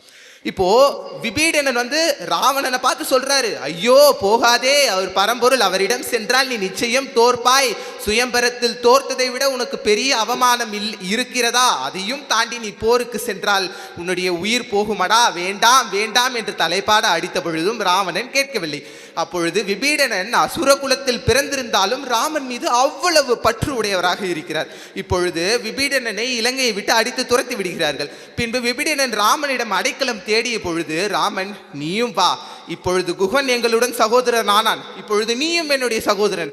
ராமன் நினைத்திருந்தால் வேண்டாம் வேண்டாம், இவன் எதிரியின் தம்பி அப்படி என்று விட்டு இருக்கலாம். அனுமானும் கூட சேர்ந்து இருவரும் தன்னுடைய சகோதரர்களாக மாற்றி கொண்டார்கள். அடுத்தது தாரிகை ஒரு பெரிய அரக்கி, அவள் அவ்வளவு பூதாங்கரமாக உடையவள், அவள் அவ்வளவு பெரிய காட்டையே அழித்த ஒரு மாபெரும் அரக்கி. இப்போ ராமன் நினைச்சிருந்தா ஒண்ணுமே இல்லை, ஒரு வில்லை எடுத்து விட்டுருந்தா தாரிகை அவ்வளவுதான் காலி, இறந்து போயிருப்பாங்க. ஆனா ராமனும் லக்ஷ்மணும் போய், அம்மா நீ பெற்ற 2 குழந்தைகளுக்கு மட்டும் நீ தாயா இருந்தா போதுமா, அப்ப நாங்கள்லாம் யாரு, இந்த காட்டுல இருக்க அத்துணை ஜீவராசிகளும் உன்னுடைய குழந்தைகள் தானே, நாங்களும் உன்னுடைய குழந்தைகள் தானே, நீ இப்படி பண்ணா நாங்கள்லாம் என்ன பண்றது அப்படின்னு பணிவா போறாரு. அவர் நினைச்சிருந்தா ஒண்ணுமே இல்லை, ஒரு அம்பு அவ்வளவுதான், அந்த பிரச்சனையில இருந்து அந்த காட்டையை விடுவிச்சிருக்கலாம், அந்த நாட்டை விடுவிச்சிருக்கலாம். ஆனா ராமன் அப்படி செய்யவில்லை. அவருடைய பண்பானது பணிவானது அந்த இடத்தில் தெரிகிறது. இப்படியாக ராமர் கம்பரானவர் அத்துணை கதாபாத்திரங்கள் மூலமாக, அத்துணை செய்திகள் பாடல்கள் மூலமாக ராமன் மற்றும் அல்லாத அந்த 100க்கும் மேற்பட்ட கதாபாத்திரங்களும் பண்பாகத்தான் இருக்கிறார்கள் என்று கூறுகிறார். அதுக்குன்னு துணிவு அவசியம் இல்லை அப்படின்னு சொல்ல முடியாது. அன்னைக்கு சீதை துணிவா இல்லைன்னா அன்னைக்கு ராவணனை கிட்ட நெருங்க விட்டு இருக்க முடியாது. அப்படின்னு துணிவும் அவசியம். ஆனால் துணிவை காட்டிலும் அந்த இடத்தில் பணிவானது அதிகமாக இருக்கிறது. பணிவானது நம்மை அதிகம் கவரும் வகையில் இருக்கிறது. இதைத்தான் இறுதியாக கம்பர் எவ்வளவு அழகாக ராமர் அவ்வளவு பணிவாக இருந்து சகோதரர்களை சேர்க்கிறார்கள் என்று கூறுகிறார்கள். குகனோடும் ஐவரானோம், முன்பு பின் குன்று சூழ்வான் மகனோடும் மருவனானோம், எம்முழை அன்பின் வந்த அகநமர் காதல் ஐய நின்னொடும் எழுவரானோம், புகழருங்கானந்தந்து புதல்வரால் பொலிந்தான் நுந்தை. அதாவது கம்பர் தான் அத்தனை கதாபாத்திரங்களை எழுதியிருக்கார். அப்போ ராமரானவர் ஓரறிவு உயிரினத்திலிருந்து 6 அறிவு உயிரினம் வரை, நீ ஓரறிவு ஜீவன் 2 அறிவு ஜீவன், நீ மானுடன் பறவை எதுவுமே இல்லாம அனைத்து ஜீவராசிகளையும் அனைத்து உயிரினங்களையும் தன் சக தோழர்களாக தன் சக நண்பர்களாக நீயும் நானும் ஒன்று என்று கூறும் அளவிற்கு ராமர் பணிவுடையவராக கம்பர் கதாபாத்திரத்தை வடித்திருக்கிறார். அப்பொழுது கம்பரில் அதிகம் வியத்திருக்கும் பண்பு பணிவே என்று சொல்லி வாய்ப்பளித்த கம்பன் கழகத்திற்கும் என்னுடைய பேச்சை நிறைவு செய்து நன்றி கொள்கிறேன். வாழ்க தமிழ், வளர்க தமிழ். நிறைய கருத்துக்கள் சொன்னாரு, பாராட்டுகள். ஒரே ஒரு சின்ன திருத்தம், சபரி கனிகளை சுவைத்து கொடுத்தாள் என்பது ஒரு பௌராணிகர்கள் கதை தான். கம்பன்ல அப்படி செய்தி இல்லை. நம்ம கம்பனை அடிப்படையா வச்சு பேசுறதுனால அதை நான் சொல்றேன். ஆனால் அது பக்தியினுடைய ஒரு பாவம், பக்தியினுடைய பாவம் என்பதுதான் அதை சொல்லுவார்கள். ஆனாலும் தன்னுடைய அணிக்கு வலு சேர்ப்பதற்காக ரொம்ப தேடி முனைந்து தயார் பண்றதுங்கிறது இருக்குல்ல. நான் முதல்ல சொன்னேன்ல, நோ ஒன் இஸ் பர்ஃபெக்ட், அதான். ஆனால் போக போக நம்ம அதை நோக்கி பர்ஃபெக்ஷனை நோக்கி நம்மை கொண்டு செலுத்தி கொள்ளலாம். அதனால சின்ன பிள்ளைங்க முதல் விஷயம் ஒரு தைரியமா வந்து இருந்து ஒரு பெரிய காப்பியத்தில் ஒரு பெரிய பொருண்மையை எடுத்து வைத்து பேசியதற்கே நம்முடைய தம்பி பிரித்திஷ் அவர்களுக்கு ஒரு பெரிய பாராட்டு.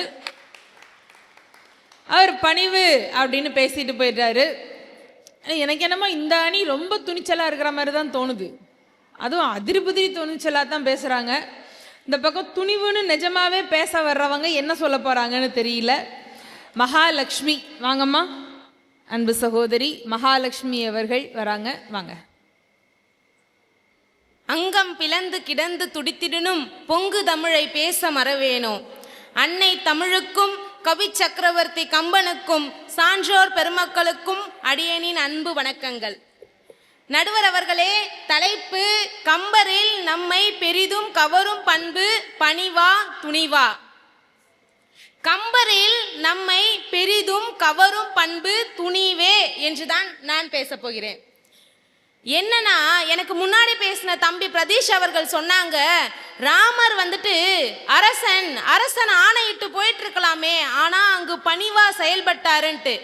உண்மையில ராமன் அங்கு அரசன் அல்ல, அரசனாவதற்கு முன்பே காட்டிற்கு அனுப்பப்பட்டவன். உண்மையில துணிவுங்கிறது எங்க வெளிப்படுதுங்க நடுவர் அவர்களே? துணிவுங்கிறது ஒரு பாத்திரம், அதுவும் ஒரு பாத்திரத்தினை படைப்பதற்கு கம்பனுக்கு நாம் சொல்லியா தர வேண்டும்? கம்பனுடைய படைப்பில் ஒவ்வொரு பாத்திரமும் அத்துணை சிறப்பு பெற்றிருக்கும் பொழுது ஒரு பாத்திரம் தன்னுடைய இயல்பினை மீறி, தனக்கான பாத்திரத்தினை மீறி எங்கு செயல்படுகிறதோ அங்கு அந்த பாத்திரத்தின் துணிவானது வெளிப்படுகிறது. ஒரு கோழி தன்னுடைய குஞ்சினை பருந்து கவர வரும் பொழுது தன்னால் பருந்தினை எதிர்க்க முடியுமா முடியாதா என்று யோசிக்காமல் தன் குஞ்சிற்கு தாயாக அதனை காப்பதற்கு முற்படுகிறது அல்லவா? அங்குதான் பருந்தினை விட கோழியானது நம்மை கவர்கிறது. ஆக கம்பனில் நம்மை கவரும் பண்பாக துணிவுதான் இருக்கிறது. கம்பனில் கவரும் துணிவினை என்னுடைய அணியினர் கூறிவிட்டார். கம்பனுடைய பாத்திரங்களில் நம்மை கவரும் துணிவினை பற்றி நான் கூறுகிறேன். சொல்லுங்க. முதலில் ராமனுடைய பாத்திரத்தையே எடுத்துக்கொள்வோமே. நாம் உடல் அளவில் ஒரு செயலை செய்வதற்கு துணிவதை விட மனதளவில் நம்முடைய உள்ள உணர்ச்சியை கட்டுப்படுத்தி அதனை எதிர்க்க துணிவதுதானே மிகவும் வலியது. அப்படி இருக்கையில் நாடாள்வாய் நீ அரசன் என்று சொல்லும் பொழுது, சொல்லிய மறுநாளே நீ காட்டிற்கு செல்ல வேண்டும் எனும் பொழுது, இதுகாலம் அரசவையில் இளவரசனாக வாழ்ந்த ராமன் தான் இந்நாளை முதல் காட்டில் வாழப்போகிறோமே என்று அச்சப்படவில்லை. அப்போது நான் செல்கிறேன் என்று முகத்தில் ஒரு சிறு மாற்றமும் இல்லாமல் செயல்படுகிறான் எனில் அங்கு முதலில் ராமனில் நம்மை கவர்வது அவருடைய துணிவுதானே. சீதையை எடுத்துக்கொண்டாலும் சீதையின் பாதம் கூட தரையில் படாது என்று கூறும் அதே கம்பன் தான் சீதையின் வாயில் நின்று கூறுகிறான், நீ என்னை விட்டு பிரிஞ்சு போறியே, நின் பிரிவினும் சுடுமோ பெருங்காடு, உன்னை பிரிஞ்சு இருக்கிறத விடவா எனக்கு ரொம்ப கஷ்டம் இருக்கும் அப்படின்ட்டு. அப்ப அவ யோசிக்கல, நமக்கு வந்துட்டு அரசவையை தாண்டி இந்த வளமான வாழ்க்கையை தாண்டி வேற எதுவுமே தெரியாது, நாளையில இருந்து காட்டுல போய் என்ன பண்ண போறோம்னு யோசிக்கல. உள்ளம் ஒரு நொடி கூட தடுமாறல. அதுதாங்க உள்ள துணிவு. ஆக இந்த இரண்டு முக்கியமான பாத்திரங்களிலுமே நம்முடைய மனதில் அதிகமாக கவர்ந்தது அவர்களுடைய துணிவுதான். கம்பனானவன் கதைக்களத்தை நகர்த்த வேண்டும். கதை அயோத்தியா காண்டத்தில் நிற்கிறது. ராமன் அரசாண்டு விட்டால் கதைக்களம் அங்கேயே முடிவு பெற்றுவிடும். ஆனால் கம்பன் அங்கு துணிகிறான். கம்பனுடைய எழுத்தாணியில் துணிந்து மந்தரையின் வாயிலாக சூழ்ச்சியை நிகழ்த்துகிறான். மந்தரை தன்னுடைய பழிக்காக, தன்னுடைய பகைக்காக வந்து கைகேயினை சீண்டுகிறாள். கம்பன் சொல்கிறாங்க, 3 பெரும்பழி முடிக்கும் வெவ்வினை தூண்டிட கட்டுரை சொல்லல் மேயினால் கூனி அப்படின்ட்டு. எனக்கு அங்க என்னுடைய பழி தீரணும், ஆனா அங்கு கூனியின் மூலமாக கம்பன் கைகேயினை நகர்த்தி செல்கிறான். எவ்வளவு ஒரு துணிவு வேண்டும்! கைகேயினுடைய பாத்திரம் ஆரம்பத்தில் இருந்து அவ்வளவு சிறந்த பாத்திரம். நன்மையில் சிறந்த பாத்திரத்தினை ஒரு இடத்தில் முழு பாத்திரத்தினையே மாற்றும் அளவிற்கு ஒரு கதைக்களத்தையே மாற்றும் வல்லமை படைத்ததாக மாற்றுவதற்கு எவ்வளவு வலிமை வேண்டும் நடுவர் அவர்களே. கம்பனுடைய அந்த துணிவு இல்லாவிடில் கதைக்களம் நகர்ந்திருக்குமா? அடுத்ததாக அங்கதனை எடுத்துக்கொள்வோம். அங்கதன் சிறு பாலகன் எனும் பொழுது நான் செல்கிறேன் ராவணனை எதிர்த்து என்று அங்கதன் தூது செல்கிறான். செல்பவன் ஒரு தூதுவனாகத்தான் அவனுடைய பாத்திரத்தினை ஏற்கிறான். ஆனால் தூதுவனாக செல்பவன் இலங்கைக்கு செல்கிறான். இலங்கையில் ராவணனுக்கு எதிராக நின்று ராவணனுடைய அரசவையில் பேசுகிறான். எப்படி? ராவணன் கேட்க வேண்டிய செய்திகளையும் ராவணன் கேட்கவே விரும்பாத தன்னுடைய அரசன், தன்னுடைய தலைவனான ராமனின் புகழையும் சொல்கிறான். பூத நாயகன் நீர் சூழ்ந்த புவிக்கு நாயகன், அப்பூமேல் சீதை நாயகன், வேறு உள்ள தெய்வ நாயகன், நீ செப்பும் வேத நாயகன், மேல் நின்ற விதிக்கு நாயகன், தான் விட்ட தூதன் யான் பணித்த மாற்றம் சொல்லியே வந்தேன் என்றான். நீ சொல்றியே உன்னை மிஞ்ச ஆளே இல்லைன்னு சொல்றியே, உனக்கும் மிஞ்சி ஒரு தெய்வம் இருக்கு, அந்த தெய்வம் தான் ராமன், அந்த ராமன் அனுப்பிய தூதன் நான் என்று ராவணனுடைய அரசவையில் நின்று சொல்கிறான் எனில் அங்கு நம்மை கவர்ந்தது அங்கதனுடைய துணிவுதான். அடுத்து அங்கதனை ராமன் தூது அனுப்பும் பொழுது சொல்லிய காரியங்கள் 2. ஒன்று, சீதையை விட சொல்லு, இல்லனா ராவணனை போருக்கு வர சொல்லு. ஆனா தூது போயிட்டு திரும்பி வந்த அங்கதன் ராமருக்கு கருத்து சொல்ல வரான். எப்படி? அவனை கொன்னு முடிக்காம இந்த பழி நீங்காது. அப்ப நீ அவதாரம் எடுத்ததற்கான நோக்கம் என்ன? வதம் செய்வது. அதை செஞ்சு முடிச்சிரு. எப்படி ஒரு தூதுவனுடைய வாயில் நின்று ஒரு தலைவனுக்கான அவதார நோக்கத்தினை சொல்ல வேண்டுமெனில் கம்பனுக்கு அங்கு எவ்வளவு துணிவு! இந்த இடத்தில் அங்கதன் நம் மனதில் நிலை கொண்டிருப்பதற்கு காரணம் அங்கதனுடைய துணிவு. சீதைக்கு சொன்னாங்க. சீதை வந்துட்டு அனுமன் போய் கேட்டப்ப நான் வரமாட்டேன், நான் வந்துட்டேன்னா அது ராமனுடைய வில்லுக்கு அழுக்கு அப்படின்ட்டு. உண்மையில சீதையை அதை சொல்றதுக்கு முதல்ல மனதில துணிவு வேண்டும். ராவணன் இருக்கான், தன்னை கொண்டு போய் சிறை வைத்திருக்காங்க, யாருமே இல்ல. வந்துட்டு ராவணன் கேட்கிறப்ப கூட உன்னை நான் என்னுடைய சொல்லுனாலே எரிச்சிடுவேன், உன் இலங்கை என்ன ஒட்டுமொத்த உலகத்தையுமே நான் என்னுடைய சொல்லினால் எரித்து விடுவேன் அப்படின்னு சொல்றப்ப சீதையுடைய உள்ள துணிவு எந்த அளவுக்கு இருக்குங்க! ரொம்ப பெருசுதான். கும்பகர்ணனை எடுத்துக்குவோமே. ராவணன் ஒரு எதிர்நிலை பாத்திரம். ராவணனுடைய தம்பி கும்பகர்ணன். கம்பர் எந்த பாத்திரத்தையும் அதனுடைய வலிமை குறையாது, அதனுடைய தன்மையில் சிறிதும் பிழையிராது படைத்தவன். கும்பகர்ணன் சொல்றான், அவங்க சொல்றாங்க இன்னொரு தம்பி வந்துட்டு ராமன் கிட்ட வந்துட்டு அடைக்கலம் வந்துட்டான், அவன் பணிவு அப்படின்னு சொல்றாங்க. உண்மையில அங்கு அவனை விட உயர்ந்து நிற்பது கும்பகர்ணன் தான். ஏன்னு சொல்லுங்க? அறத்தை அது ராவணன் அறத்தின் வழி நடக்கவில்லை எனும் பொழுது ராவணனை எதிர்க்கிறான். நீ செய்வது தவறு, சீதையை கடத்தி வந்தது தவறு என்று சொல்கிறான். ராவணன் கேட்கவில்லை. ஆனால் தன்னுடைய அறம் என்ன? அண்ணனை விட்டு பிரியக்கூடாது. ஒரு கஷ்டகாலம் வருதுங்கிறதுக்காக அவனுடைய அண்ணனை விட்டு ஓடி வந்துடலாமாங்க? அது பணிவா? அது தம்பிக்கான அறமா? ஆனா கும்பகர்ணன் தன்னுடைய அறத்தின் வழி நிற்கிறான். அறத்தில் நின்று துணிவினை கையில் எடுக்கிறான். இது செய்வது அறம் அல்ல, நீ தப்பு அப்படின்ட்டு எங்க சொல்றான்? அண்ணனாவே இருந்தாலும் இலங்கைக்கு அரசன் ராவணன். அரசனுடைய அவையில் நின்று அரசனை எதிர்த்து நீ செய்வது தவறு என்று சொல்லுவதற்கு எவ்வளவு துணிவு வேண்டும் அவர்களே! அப்படி இருக்கையில் கும்பகர்ணன் நம்முடைய மனதில் நின்றதற்கான காரணமும் கும்பகர்ணன் மேற்கொண்ட துணிவுதான். சடாயு என்பது கம்பனுடைய படைப்பில் ஒரு பறவை. சடாயு பறவையாக இருந்த பொழுதும் ராவணன் சீதையை கடத்தி வரும் பொழுது தடுத்து நிறுத்துகிறான். பூலோகத்திற்கே மாதா போன்றவள், அன்னையானவள் அவள், அவளை பூலோகத்தோடு பெயர்த்து சென்று எங்கு எடுத்து செல்கிறாய், நில் என்று தடுத்து நிறுத்துகிறான். ராவணனின் புகழை உலகமே அறியும். அப்பேற்பட்ட ராவணன் அவன் செய்வது தவறு எனும் பொழுது சடாயு சிறிது நேரமும் சிந்திக்காமல் அவனை எதிர்க்க துணிகிறான் எனில் அங்கு நம் மனதில் சடாயு நிற்பதற்கான காரணம் சடாயு மேற்கொண்ட துணிவுதானே நடுவர் அவர்களே? அது மட்டுமல்லாது நேரம் ஆயிடுச்சு.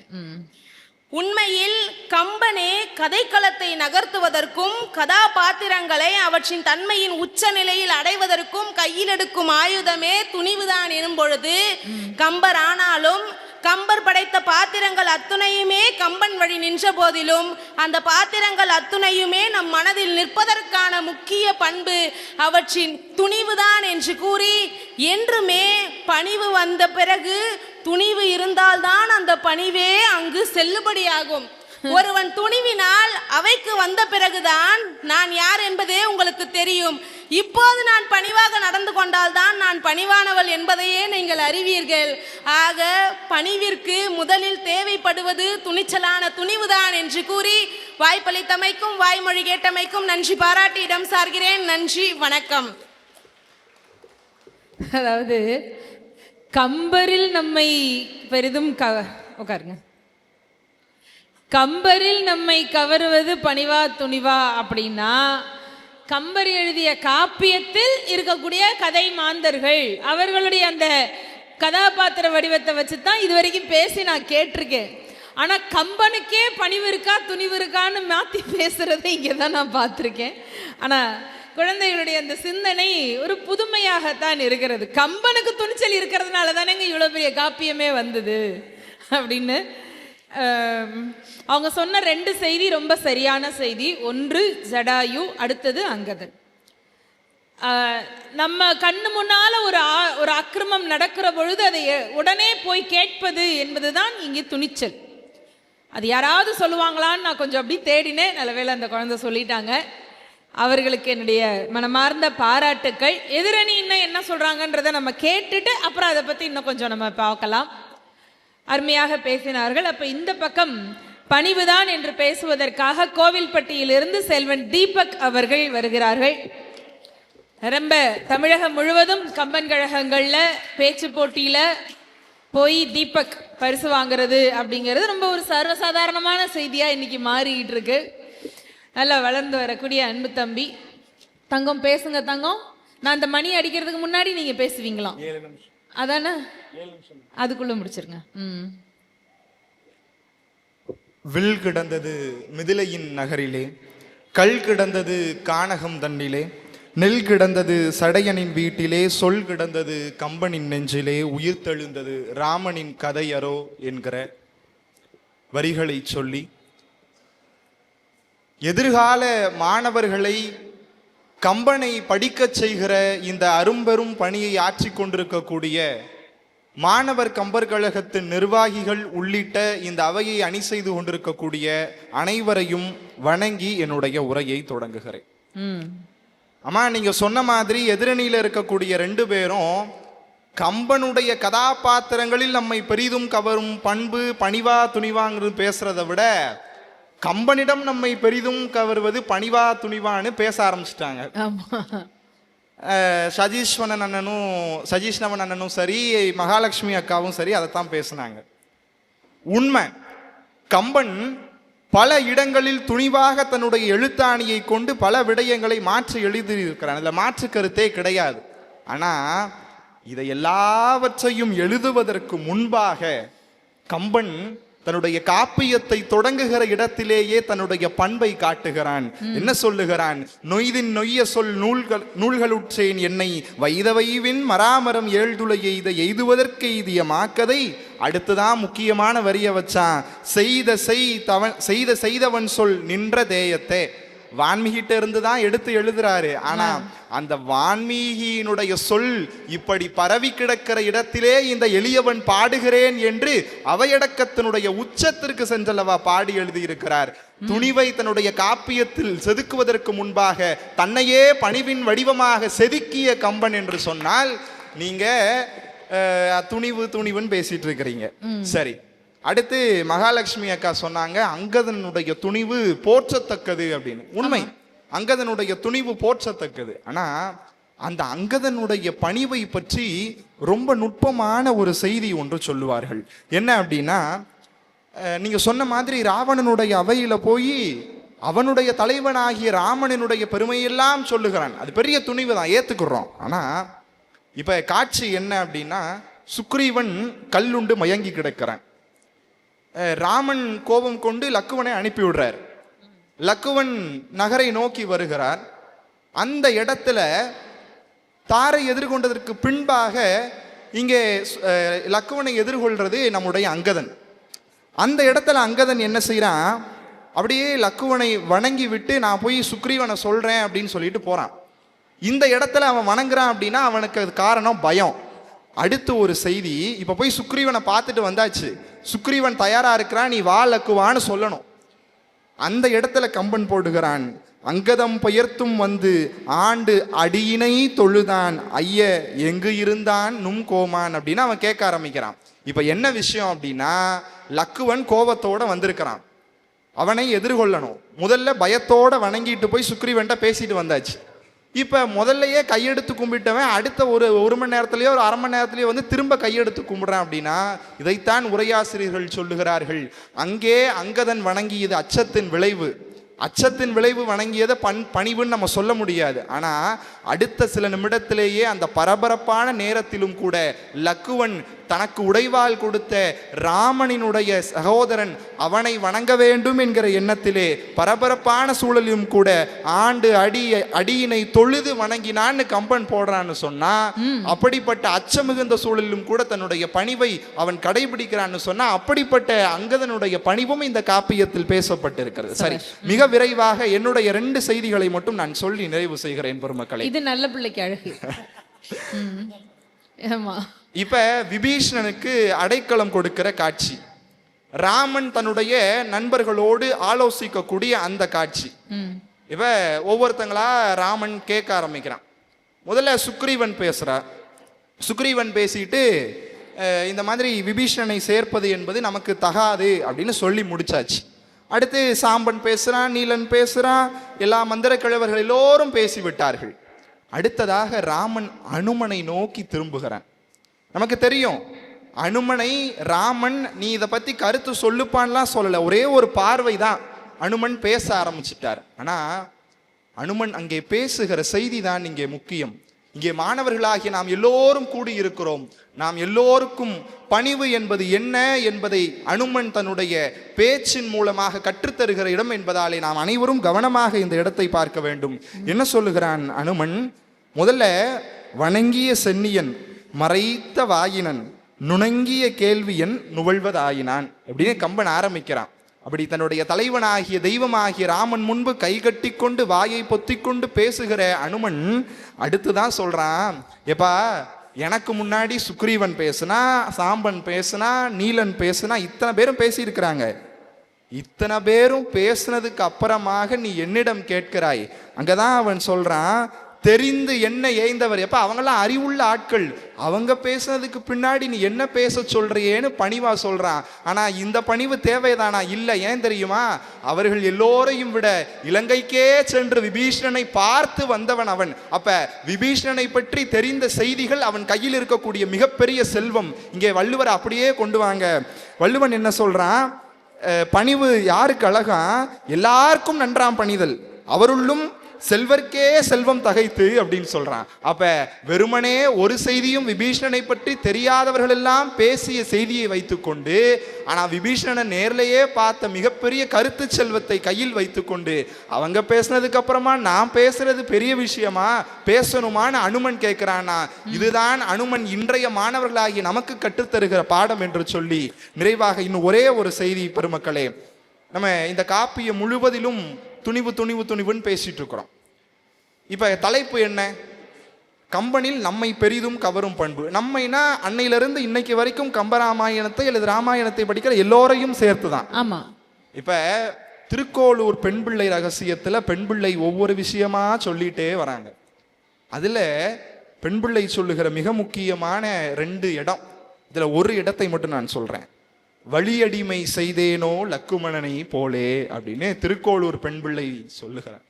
அப்ப இலக்குவனுடைய வீரம், அவனுடைய துணிச்சல், அவனுடைய அந்த சீருகிற சினம், அறத்தின் பக்கம் இருக்கிற எல்லா விஷயத்தையும் திருக்கோளூர் பெண் பிள்ளை விட்டுவிட்டு வழியடிமை செய்தேனோ லக்குமனை போலே என்று சொல்லுகிற இடம் என்று சொன்னால், திருக்கோளூர் பெண் பிள்ளையை கூட கம்பனினுடைய லக்குவன் பணிவால் தான் அவனை அவனுடைய நெஞ்சில் நிலைநிறுத்தி இருக்கிறார் என்று சொன்னால், இப்படி கம்பனுடைய பல இடங்களில் பணிவு வென்று தூக்கி நிறுத்தப்படுகிறது என்று சொல்லி பெருமக்களே, இன்றைய தினத்தில் நாம் மிக முக்கியமாக நினைவு கூற வேண்டிய ஒரு நபர் மகாத்மா காந்தியடிகள். ஜனவரி 9 மிகச்சரியாக 110 ஆண்டுகளுக்கு முன்பு இதே ஜனவரி 9ஆம் தேதி அடிமைப்பட்டு கிடந்த இந்த பாரத தேசத்தை மீட்டெடுப்பதற்காக சவுத் ஆப்பிரிக்காவில் இருந்து இங்கே வந்து முதல் முறையாக இங்கே தன்னுடைய போராட்டத்தை தொடங்குவதற்காக வந்தார். அந்த தினத்தை தான் நாம் இன்னைக்கு வெளிநாடு வாழ் இந்தியர்கள் தினமா கொண்டாடுறோம். இப்ப செய்தி என்ன அப்படின்னா, இப்படிப்பட்ட காந்தியடிகள் பெரிதும் மதித்த ஒரு தலைவன் ராமன், தெய்வமாக மதித்த ஒரு தலைவன் ராமன். ஹே ராம் என்று சொல்லித்தான் தன்னுடைய உயிரை விட்டார்.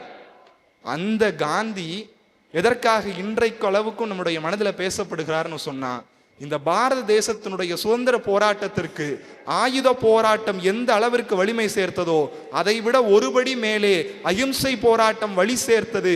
அந்த பணிவுதான் இந்த பாரத தேசத்திற்கு சுதந்திரம் பெற்றுத்தந்தது என்று சொன்னால், அந்த பணிவின் உருவமாகவே வாழ்ந்த காந்தியடிக்கு முன்னோடியாக இருந்தவன் ராமன். அந்த ராமனை படைத்தவன் கம்பன். அப்படி என்று சொன்னால் இந்த பாரத தேசத்தையே வழி நடத்துவது கம்பன் வழியில், ராமன் வழியில் நிற்கிற பணிவுதான் என்று சொல்லி இந்த நல்ல வாய்ப்பிற்கு நன்றி பாராட்டி விடைபெறுகிறேன். இன்னும் பல ஆயிரம் ஆண்டுகள், வாரணம் ஆயிரம் சூளை இந்த கம்பன் கழகம் மாணவர்களோடு, கம்பனோடு, ராமனோடு கைகோர்த்து வெற்றி நடை போடட்டும் என்று சொல்லி, கம்பன் வாழ்க, கன்னித்தமிழ் வாழ்க. நல்ல வாய்ப்பிற்கு நன்றி, வணக்கம். கம்பனிலிருந்து தொடங்கி உலகம் முழுவதும் இருக்கக்கூடிய பல செய்திகளை எல்லாம் எடுத்து வச்சு சொன்னாரு. மகாத்மா காந்தி உள்பட நிறைய சான்றுகளோடு பேசினார். அதிலும் அவர் சொன்னது அங்கதனுடைய பணிவை பற்றி சொன்னது ரொம்ப ஒரு வித்தியாசமான புதுமையான ஒரு பார்வையாக இருந்தது.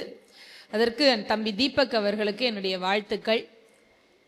அதே நேரத்தில் பணிவுதான் அப்படின்னு பேசுனா அதோட முடிச்சிடலாமா அப்படின்னா கிடையாது.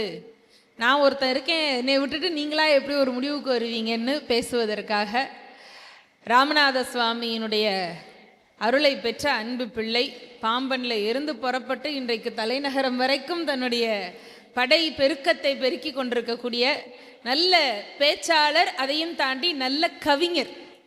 பேச்சு வர்றதுங்கிறத விட மரபாக கவிதை எழுதுவதுங்கிறது பரிபூர்ணமாக பராசக்தியினுடைய அருள் இருந்தால்தான் வரும். அப்படி அருள் பெற்ற அன்பு தம்பி பிரசாந்தன் வருகிறார், துணிவுதான் என்று பேசுவதற்காக. அவருடைய வாதத்திற்கு பிறகு இந்த அரங்கம் தீர்ப்போடு நிறைவு பெறும். குறித்த நேரத்துக்குள் மேடையை விட்டு இறங்குவேன் என்ற உறுதியோடு, தினையளவு அறிவிலன் என அறிந்தும் சிறியவன் செயலுது என உணர்ந்தும் பறிவது நிறைதரும் எளிமையினால் எனையுனின் அடியவன் என உடையாய் நினைவிலும் நிலை பெற்றுளவும் கம்பா நினதிரு வடிமலர் சரணனக்கே என்கிற வரிகளோடு இந்த பட்டிமண்டபமும் பந்தியும் ஏறக்குறைய ஒன்று.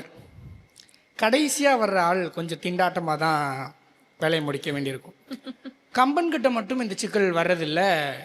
யார் எவ்வளவு முறை எத்தனை தலைப்புகளில் எவ்வளவு பாத்திரங்களை எடுத்து என்னென்ன பேசிட்டு போனாலும் சரி, கம்பன்கிட்ட சரக்கு இருந்துக்கிட்டே இருக்குது. இத்தனை ஆண்டுகள் கழித்து பணிவா துணிவான்னு இப்படி ஒரு தலைப்பில் எல்லோரும் பேசிய பிறகு கடைசியாக பேச வருகிற எனக்கும் நிறைய பேச வேண்டிய செய்திகள் இருக்குது. ஆனால் நேரம் குறைவாக இருக்குது. அதனால் குறிப்பாக ஒரு 2 to 3 செய்திகளோட நிறைவு செய்து கொள்கிறேன். மேடம், கோவில்ல விக்கிரகத்துக்கு முழுமையா தங்க கவசம் சாத்தினாலும் அழகு, ஒரே ஒரு பொட்டு தங்க மூக்குத்தி போட்டாலும் அழகு. அதனால நம்ம நிறைய பேசினாலும் அழகுதான். அதை விட அழகு குறைச்சலா பேசுறது. அப்படிங்கறதுனாலதான் பத்மா அவர்கள் இவ்வளவுதான் நேரம்னு நமக்கு கொடுத்துருக்காங்க. அதேதான், கொஞ்சமா ஒரே ஒரு புஷ்பம் சாத்தினாலும் அழகுங்கிறது இருக்குல்ல, அது பக்தியின் மீது வைத்த நம்பிக்கை தருகிற துணிவு. இந்த அடிப்படையிலிருந்து பேச தொடங்குவோம். சரி, பேசுகிற எல்லோரும் ஒன்றை சொல்லிக்கொண்டே இருந்தோம். பணிவு என்றால் என்ன, இதை புரிந்து கொள்ள வேண்டும் நம்ம அப்படின்னு வரையறை செஞ்சுட்டே இருந்தாங்க. அப்போ துணிவுனா என்னன்னும் வரையறை செய்தாதானே முடிவை நோக்கி நகர்றதுக்கு உதவிகரமாக இருக்கும். அறிவொளி ஐயா பற்றி தொடங்கும் போது சொன்னாங்க, இங்கே பிள்ளைங்களாம் இருக்கிறதால சொல்கிறேன், அறிவொளி ஐயான்னு ஒருத்தவங்க இருந்தாங்க. எளிமையாக கம்பராமாயணத்தை ரொம்ப ஈஸியாக புரிஞ்சுக்கணுன்னா அறிவொளி ஐயாவோட புத்தகம் ஒன்று இருக்குது, உரைநடையில் அப்படின்னு, பாடல்களோட சேர்த்து உரையோட சேர்த்து அந்த புத்தகம் ஒன்று வர்த்தமானன் பதிப்பகம்னு நினைக்கிறேன். 2 பதிப்பு தான், 2 புத்தகம், 2 வால்யூம், 2 தொகுப்புல முழு கம்பராமாயணத்தையும் அவ்வளவு ஜாலியா படிக்கலாம். ஆமா, மிக எளிமையான நூல். சென்னை புத்தக கண்காட்சி தொடங்கியாச்சு. 21ஆம் தேதி வரைக்கும் 10% தள்ளுபடியோட எல்லோருக்கும் புத்தகங்கள் கிடைக்கும். அப்பா அம்மாவை தொந்தரவு பண்ணியாவது, வாய்ப்பு இருக்கிற ஆட்கள் கண்டிப்பாக போயிடுங்க, வாய்ப்பு இல்லைன்னா வாய்ப்பை எப்படியாவது ஏற்படுத்தி அடம் பிடிச்சாவது புத்தக கண்காட்சிக்கு போயிட்டு வந்துருங்க. இப்ப இது என்ன விளம்பர நேரமா இது? 4 விளம்பரத்துக்கு அப்புறம் பாட்டு வருங்கிற கதையா போயிட்டு இருக்கு. காரணமா தான். இப்ப எது துணிவு அப்படின்னு வரையறுக்கிறதா இருந்தா, ரொம்ப நாளா நம்மளாம் நினைச்சிட்டு இருக்கோம் சண்டைக்கு போறது தான் துணிவு போல, கோபப்படுறது துணிவு போல, ஆத்திரமா இருக்கிறது துணிவு போல. இப்போ அந்த ராகேஷ் பேசினார்ல, வெட்டிச்சு சும்மா பட்டாசு மாதிரி டபால் டபால் டபால் டபால், அந்த மாதிரி வெட்டிச்சு பேசுறதெல்லாம் துணிவு போல அப்படின்னு நம்ம நினைச்சிட்டு இருக்கோம். கம்பரை பற்றியும் கம்பரின் தனிப்பட்ட வாழ்க்கையிலிருந்தும் கம்பர் துணிவானவரா பணிவானவரா இவங்க பேசிட்டாங்கன்னு சொன்னது இருக்குல்ல, நம்ம அதையெல்லாம் விட்டுடலாம். காப்பியத்துக்குள்ள துணிவு இதுதான், இன்னதை செய்கிறவர் தான் வீரர், அதுதான் வீரம் அப்படின்னு ஒரு வரையறை வருது.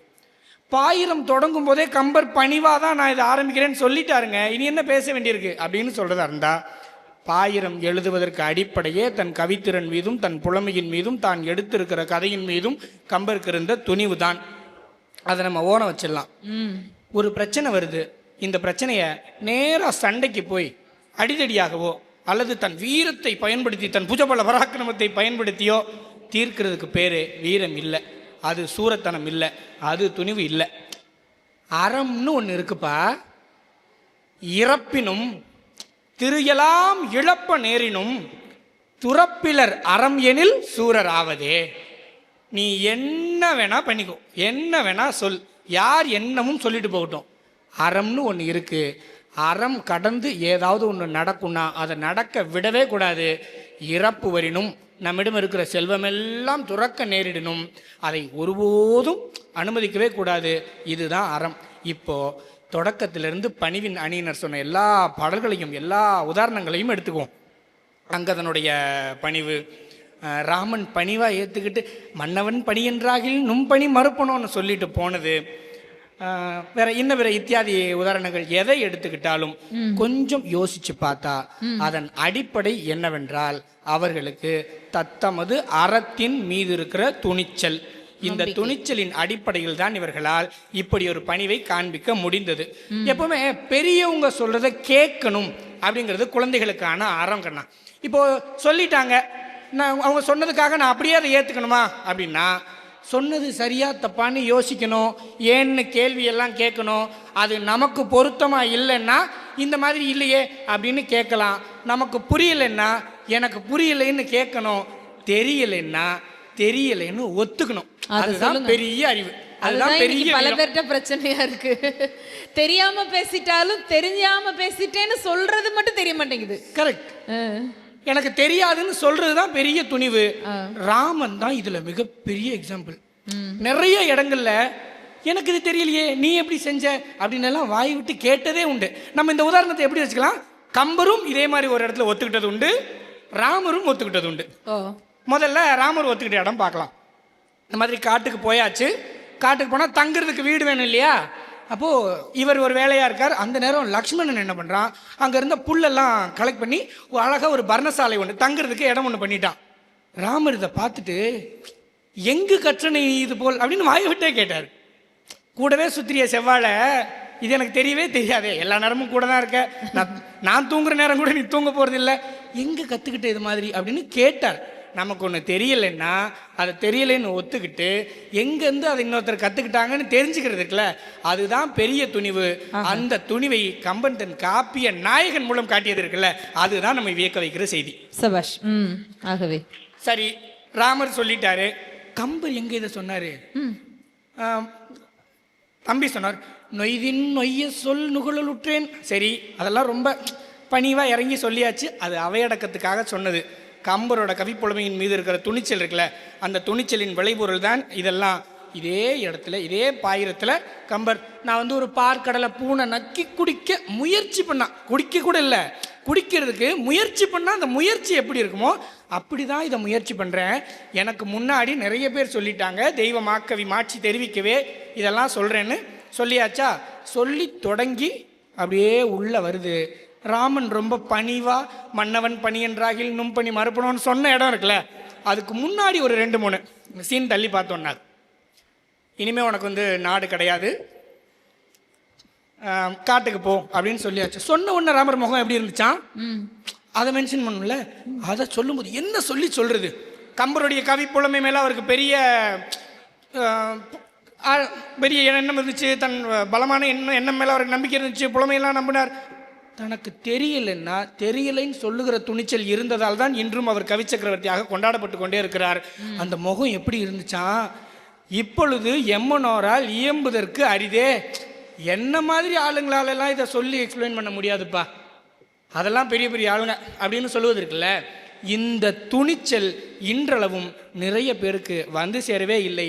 திரும்பவும் அழுத்தி பேசுவதாக இருந்தால் கம்பனின் காப்பிய நாயகனான ராமனும் அழுத்தமாக பணிவை பதிவு செய்கிற எல்லா இடங்களும் துணிவின் விளைபொருள்தான்.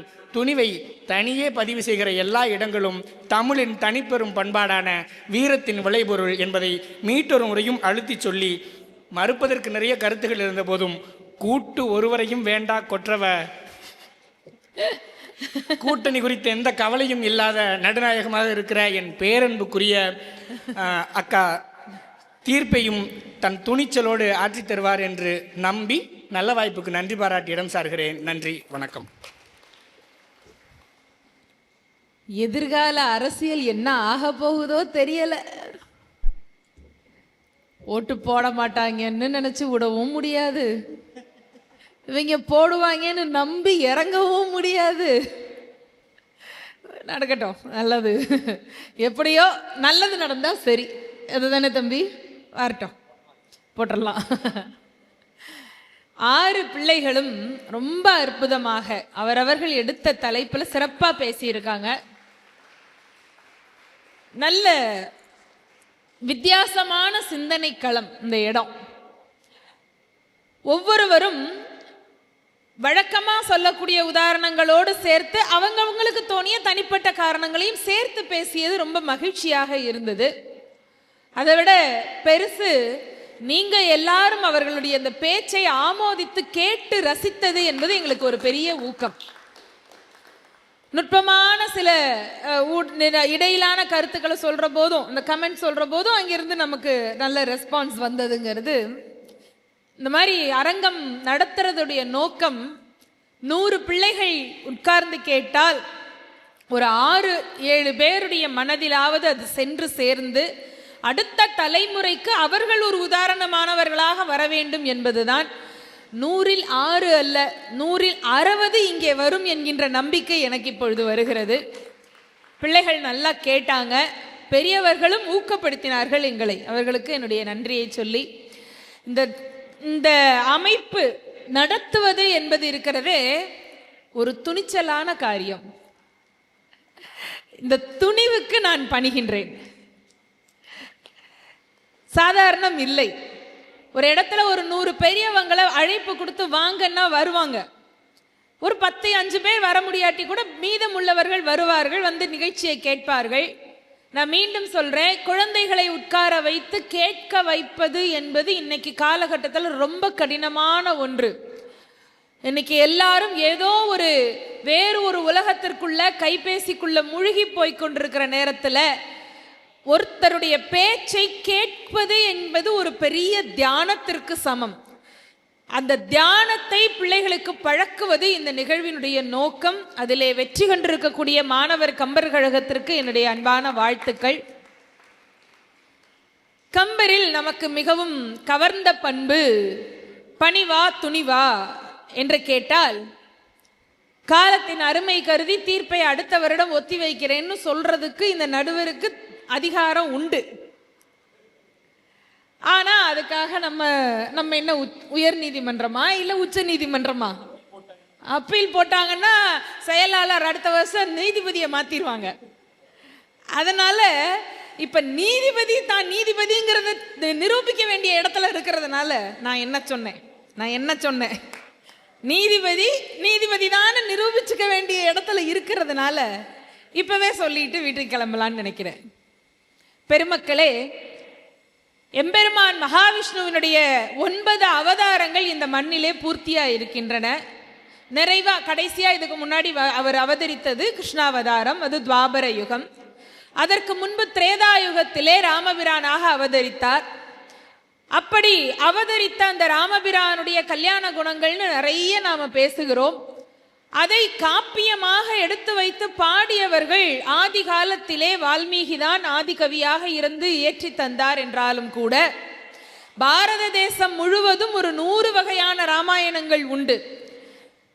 இந்த உலகம் முழுவதும் 300க்கும் மேற்பட்ட ராமாயணங்கள் இருப்பதாக சொல்லுகிறார்கள். அதுவும் சரியான கணக்கு தெரியாது. இந்த 100 வகையான ராமாயணங்களில் நம்முடைய மற்ற மாநில மொழிகளில் எல்லாம் ராமாயணம் எழுதப்பட்டு பாராயண நூலாக இருக்கிறது.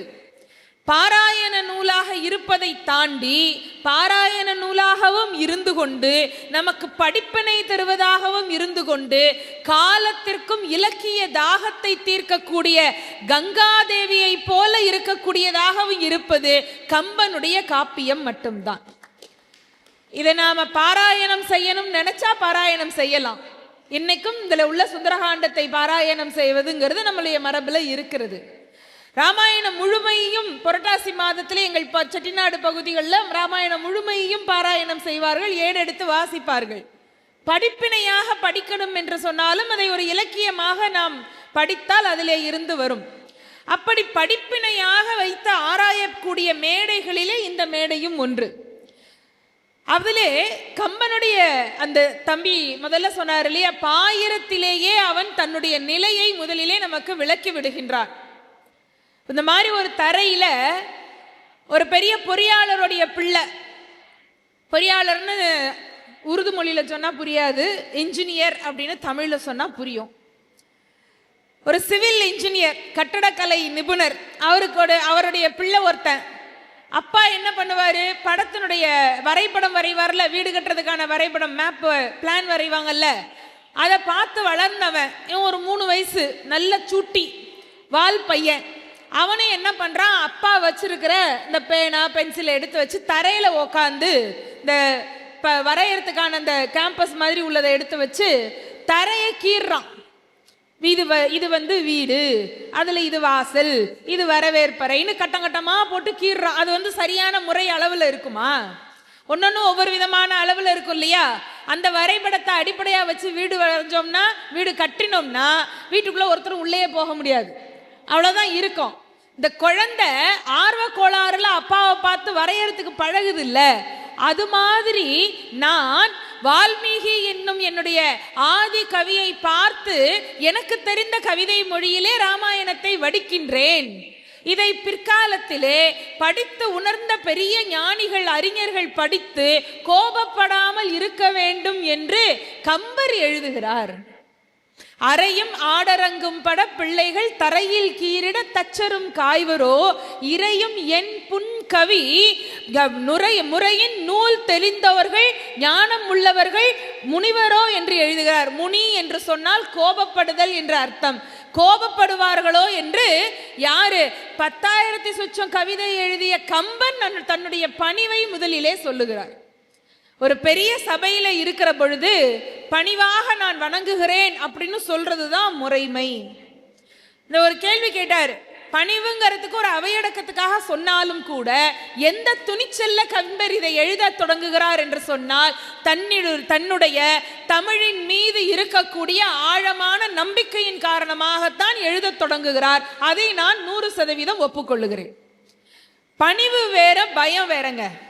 குழந்தைகளுக்கு சொல்றேன், ஒருத்தரை பார்த்து பயப்படுறது தான் கூடாது, பணிவு இருக்கலாம்.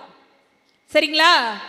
பாரதி சொல்லுவான் இல்லையா, எங்க நாம துணிச்சலோட இருக்கணும்னா, துச்சமாக எண்ணி நம்மை தூறு செய்த போதிலும் அச்சமில்லை அச்சமில்லை அச்சம் என்பதில்லையே. பிச்சை வாங்கி உண்ணும் வாழ்க்கை வந்துவிட்ட போதிலும் அச்சமில்லை அச்சமில்லை அச்சம் என்பதில்லையே. நச்சை வாங்கி நண்பர் வாயிலே ஊட்டும் போதிலும் அச்சமில்லை அச்சமில்லை அச்சம் என்பதில்லையே. கூடவே பழகிய நம்பிக்கைக்குரிய நண்பன் அவன் நமக்கு துரோகம் செஞ்சா பயப்படாத.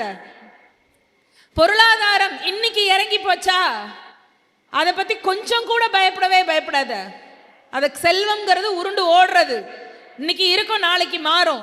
நாளைக்கு இல்லாம இருக்க, அடுத்த நாள் உடனே நம்ம கிட்ட வந்து சேரும். பயப்படவே பயப்படாத. செல்வம் குறைவதனால் நம்முடைய தகுதியோ பெருமையோ கல்வி அறிவோ ஒரு நாளும் குறைவதே கிடையாது.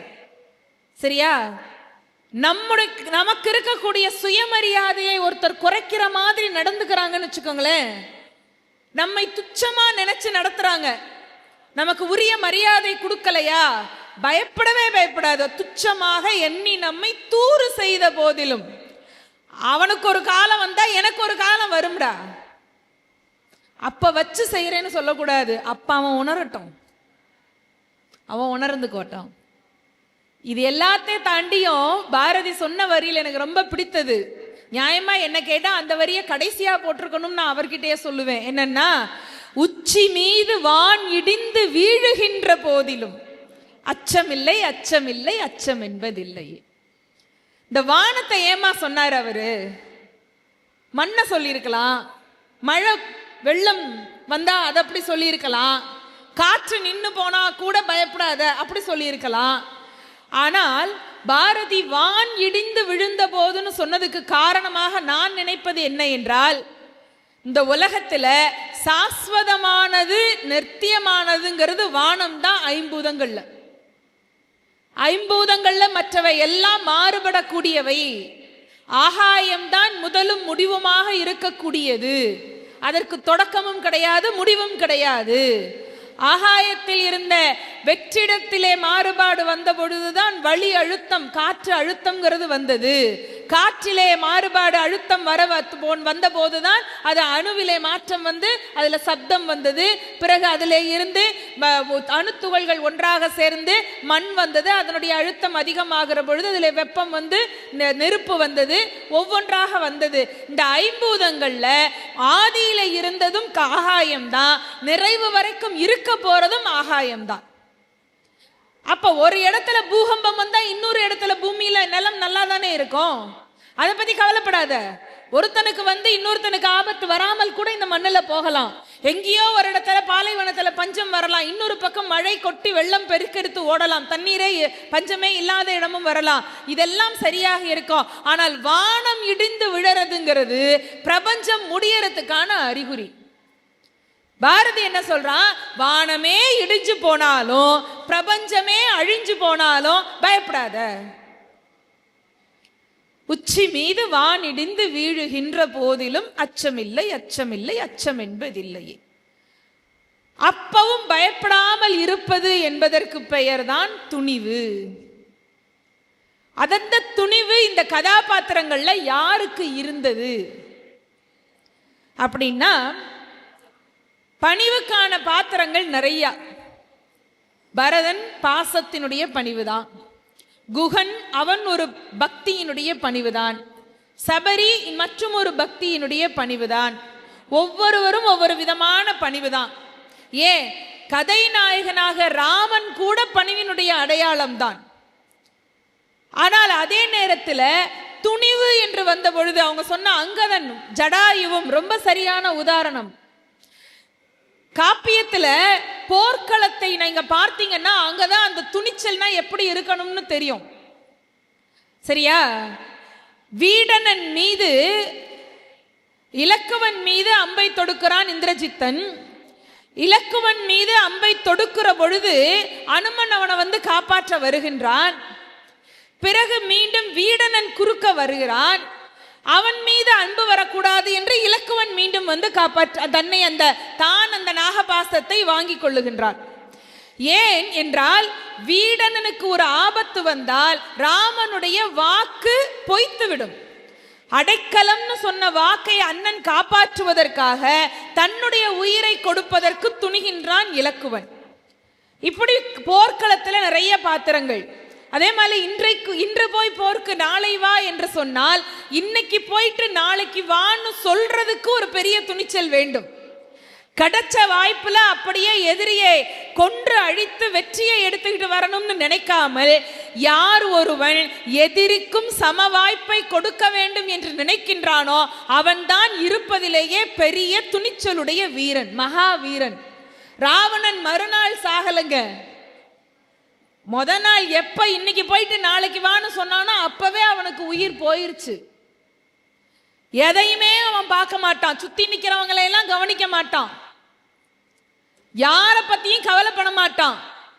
மன்னாதி மன்னர்கள்லாம் வந்து நின்று கும்பிட்டுக்கிட்டே இருப்பாங்களா, அவளை திரும்பி கூட பார்க்க மாட்டான்.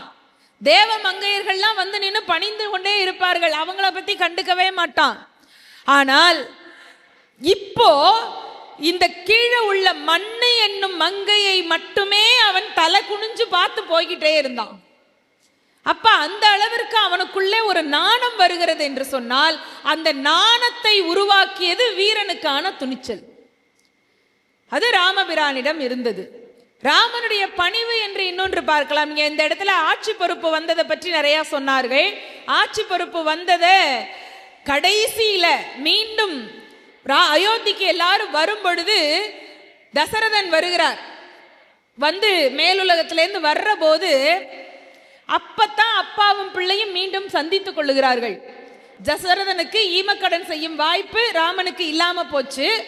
மீண்டும் வானுலகத்திலிருந்து வந்த பொழுதுதான் தீயல் என்று நீ துறந்த என் தெய்வமும் தம்பியும் தாயும் தம்பியுமாம் வரம் தருக அப்படின்னு அவர் கேட்டு வரம் வாங்கினார்.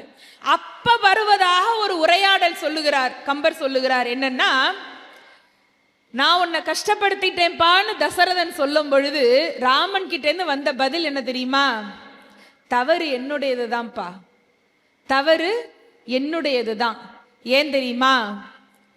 எல்லா துன்பத்திற்கும் காரணமாக இருக்கக்கூடிய இந்த பூ அரசு, நாட்டரசு, அதை பட்டாபிஷேகம் எனக்கு செய்யறேன்னு நீங்க சொன்ன போது நான் அப்பவே மறுத்திருந்தேன்னா இத்தனை பிரச்சனையும் வந்திருக்காது. இது ராமன் சொல்லக்கூடிய செய்திங்க. ராமன் மேல என்ன தவறு இருக்கு? ராமன் மேல எந்த தவறும் கிடையாது. முறைமையாக அவனுக்கு வரக்கூடிய அந்த பட்டத்தை தான் ஏற்றுக்கொண்டான். ஆனால் எல்லாருடைய தவறுகளையும் தன்னுடையதாக ஏற்றுக்கொள்ளக்கூடிய மிகப்பெரிய அந்த பணிவின் குணம் ராமனுக்கு இருந்ததனால் அவன் நடையில் நின்று உயர் நாயகன் என்று போற்றப்பட்டான்.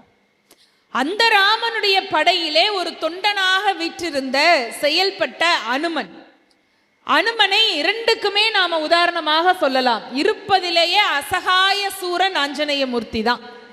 எந்த காரியத்தையும் துணிச்சலாக செய்யக்கூடியவன்.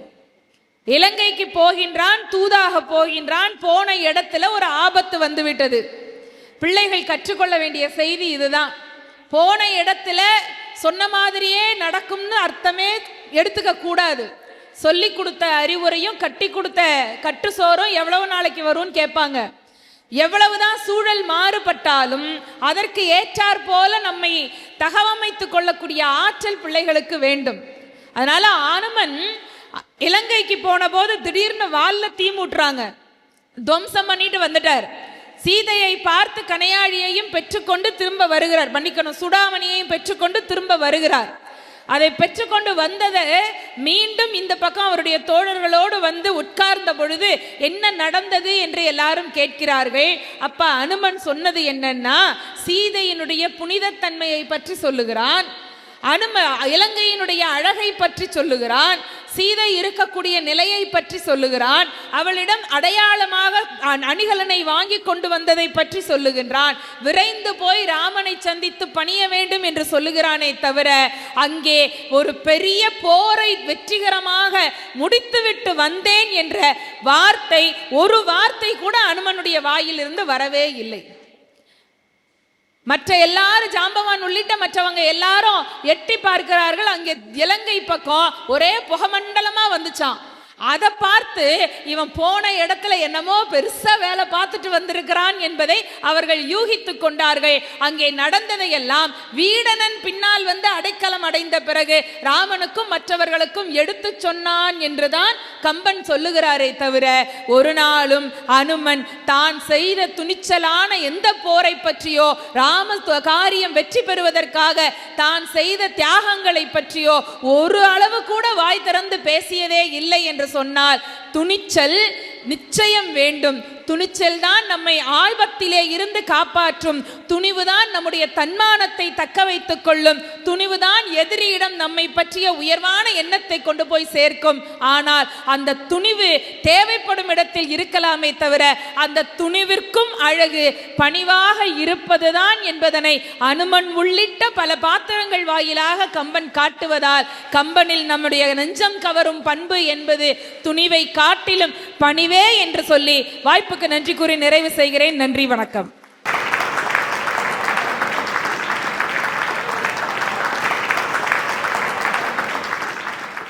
ரொம்ப அருமையான ஒரு பட்டிமண்டபத்தையும் சிறப்பான ஒரு தீர்ப்பையும் வழங்கிய நடுவர் என்னோட அருமை அக்கா புதுக்கோட்டை பாரதி அவர்களுக்கு அரங்கம் நிறைந்த கரவொலி எழுப்பி அவர்களுக்கு நம்முடைய நெஞ்சார்ந்த நன்றிகளை தெரிவித்துக் கொள்ள ஆசைப்படுகிறோம். பேசிய அறுவருமே மிக அருமையாக பேசினீர்கள். ஒரே ஒரு குழு புகைப்படம் மட்டும் எடுத்துக்கொள்ளலாம்.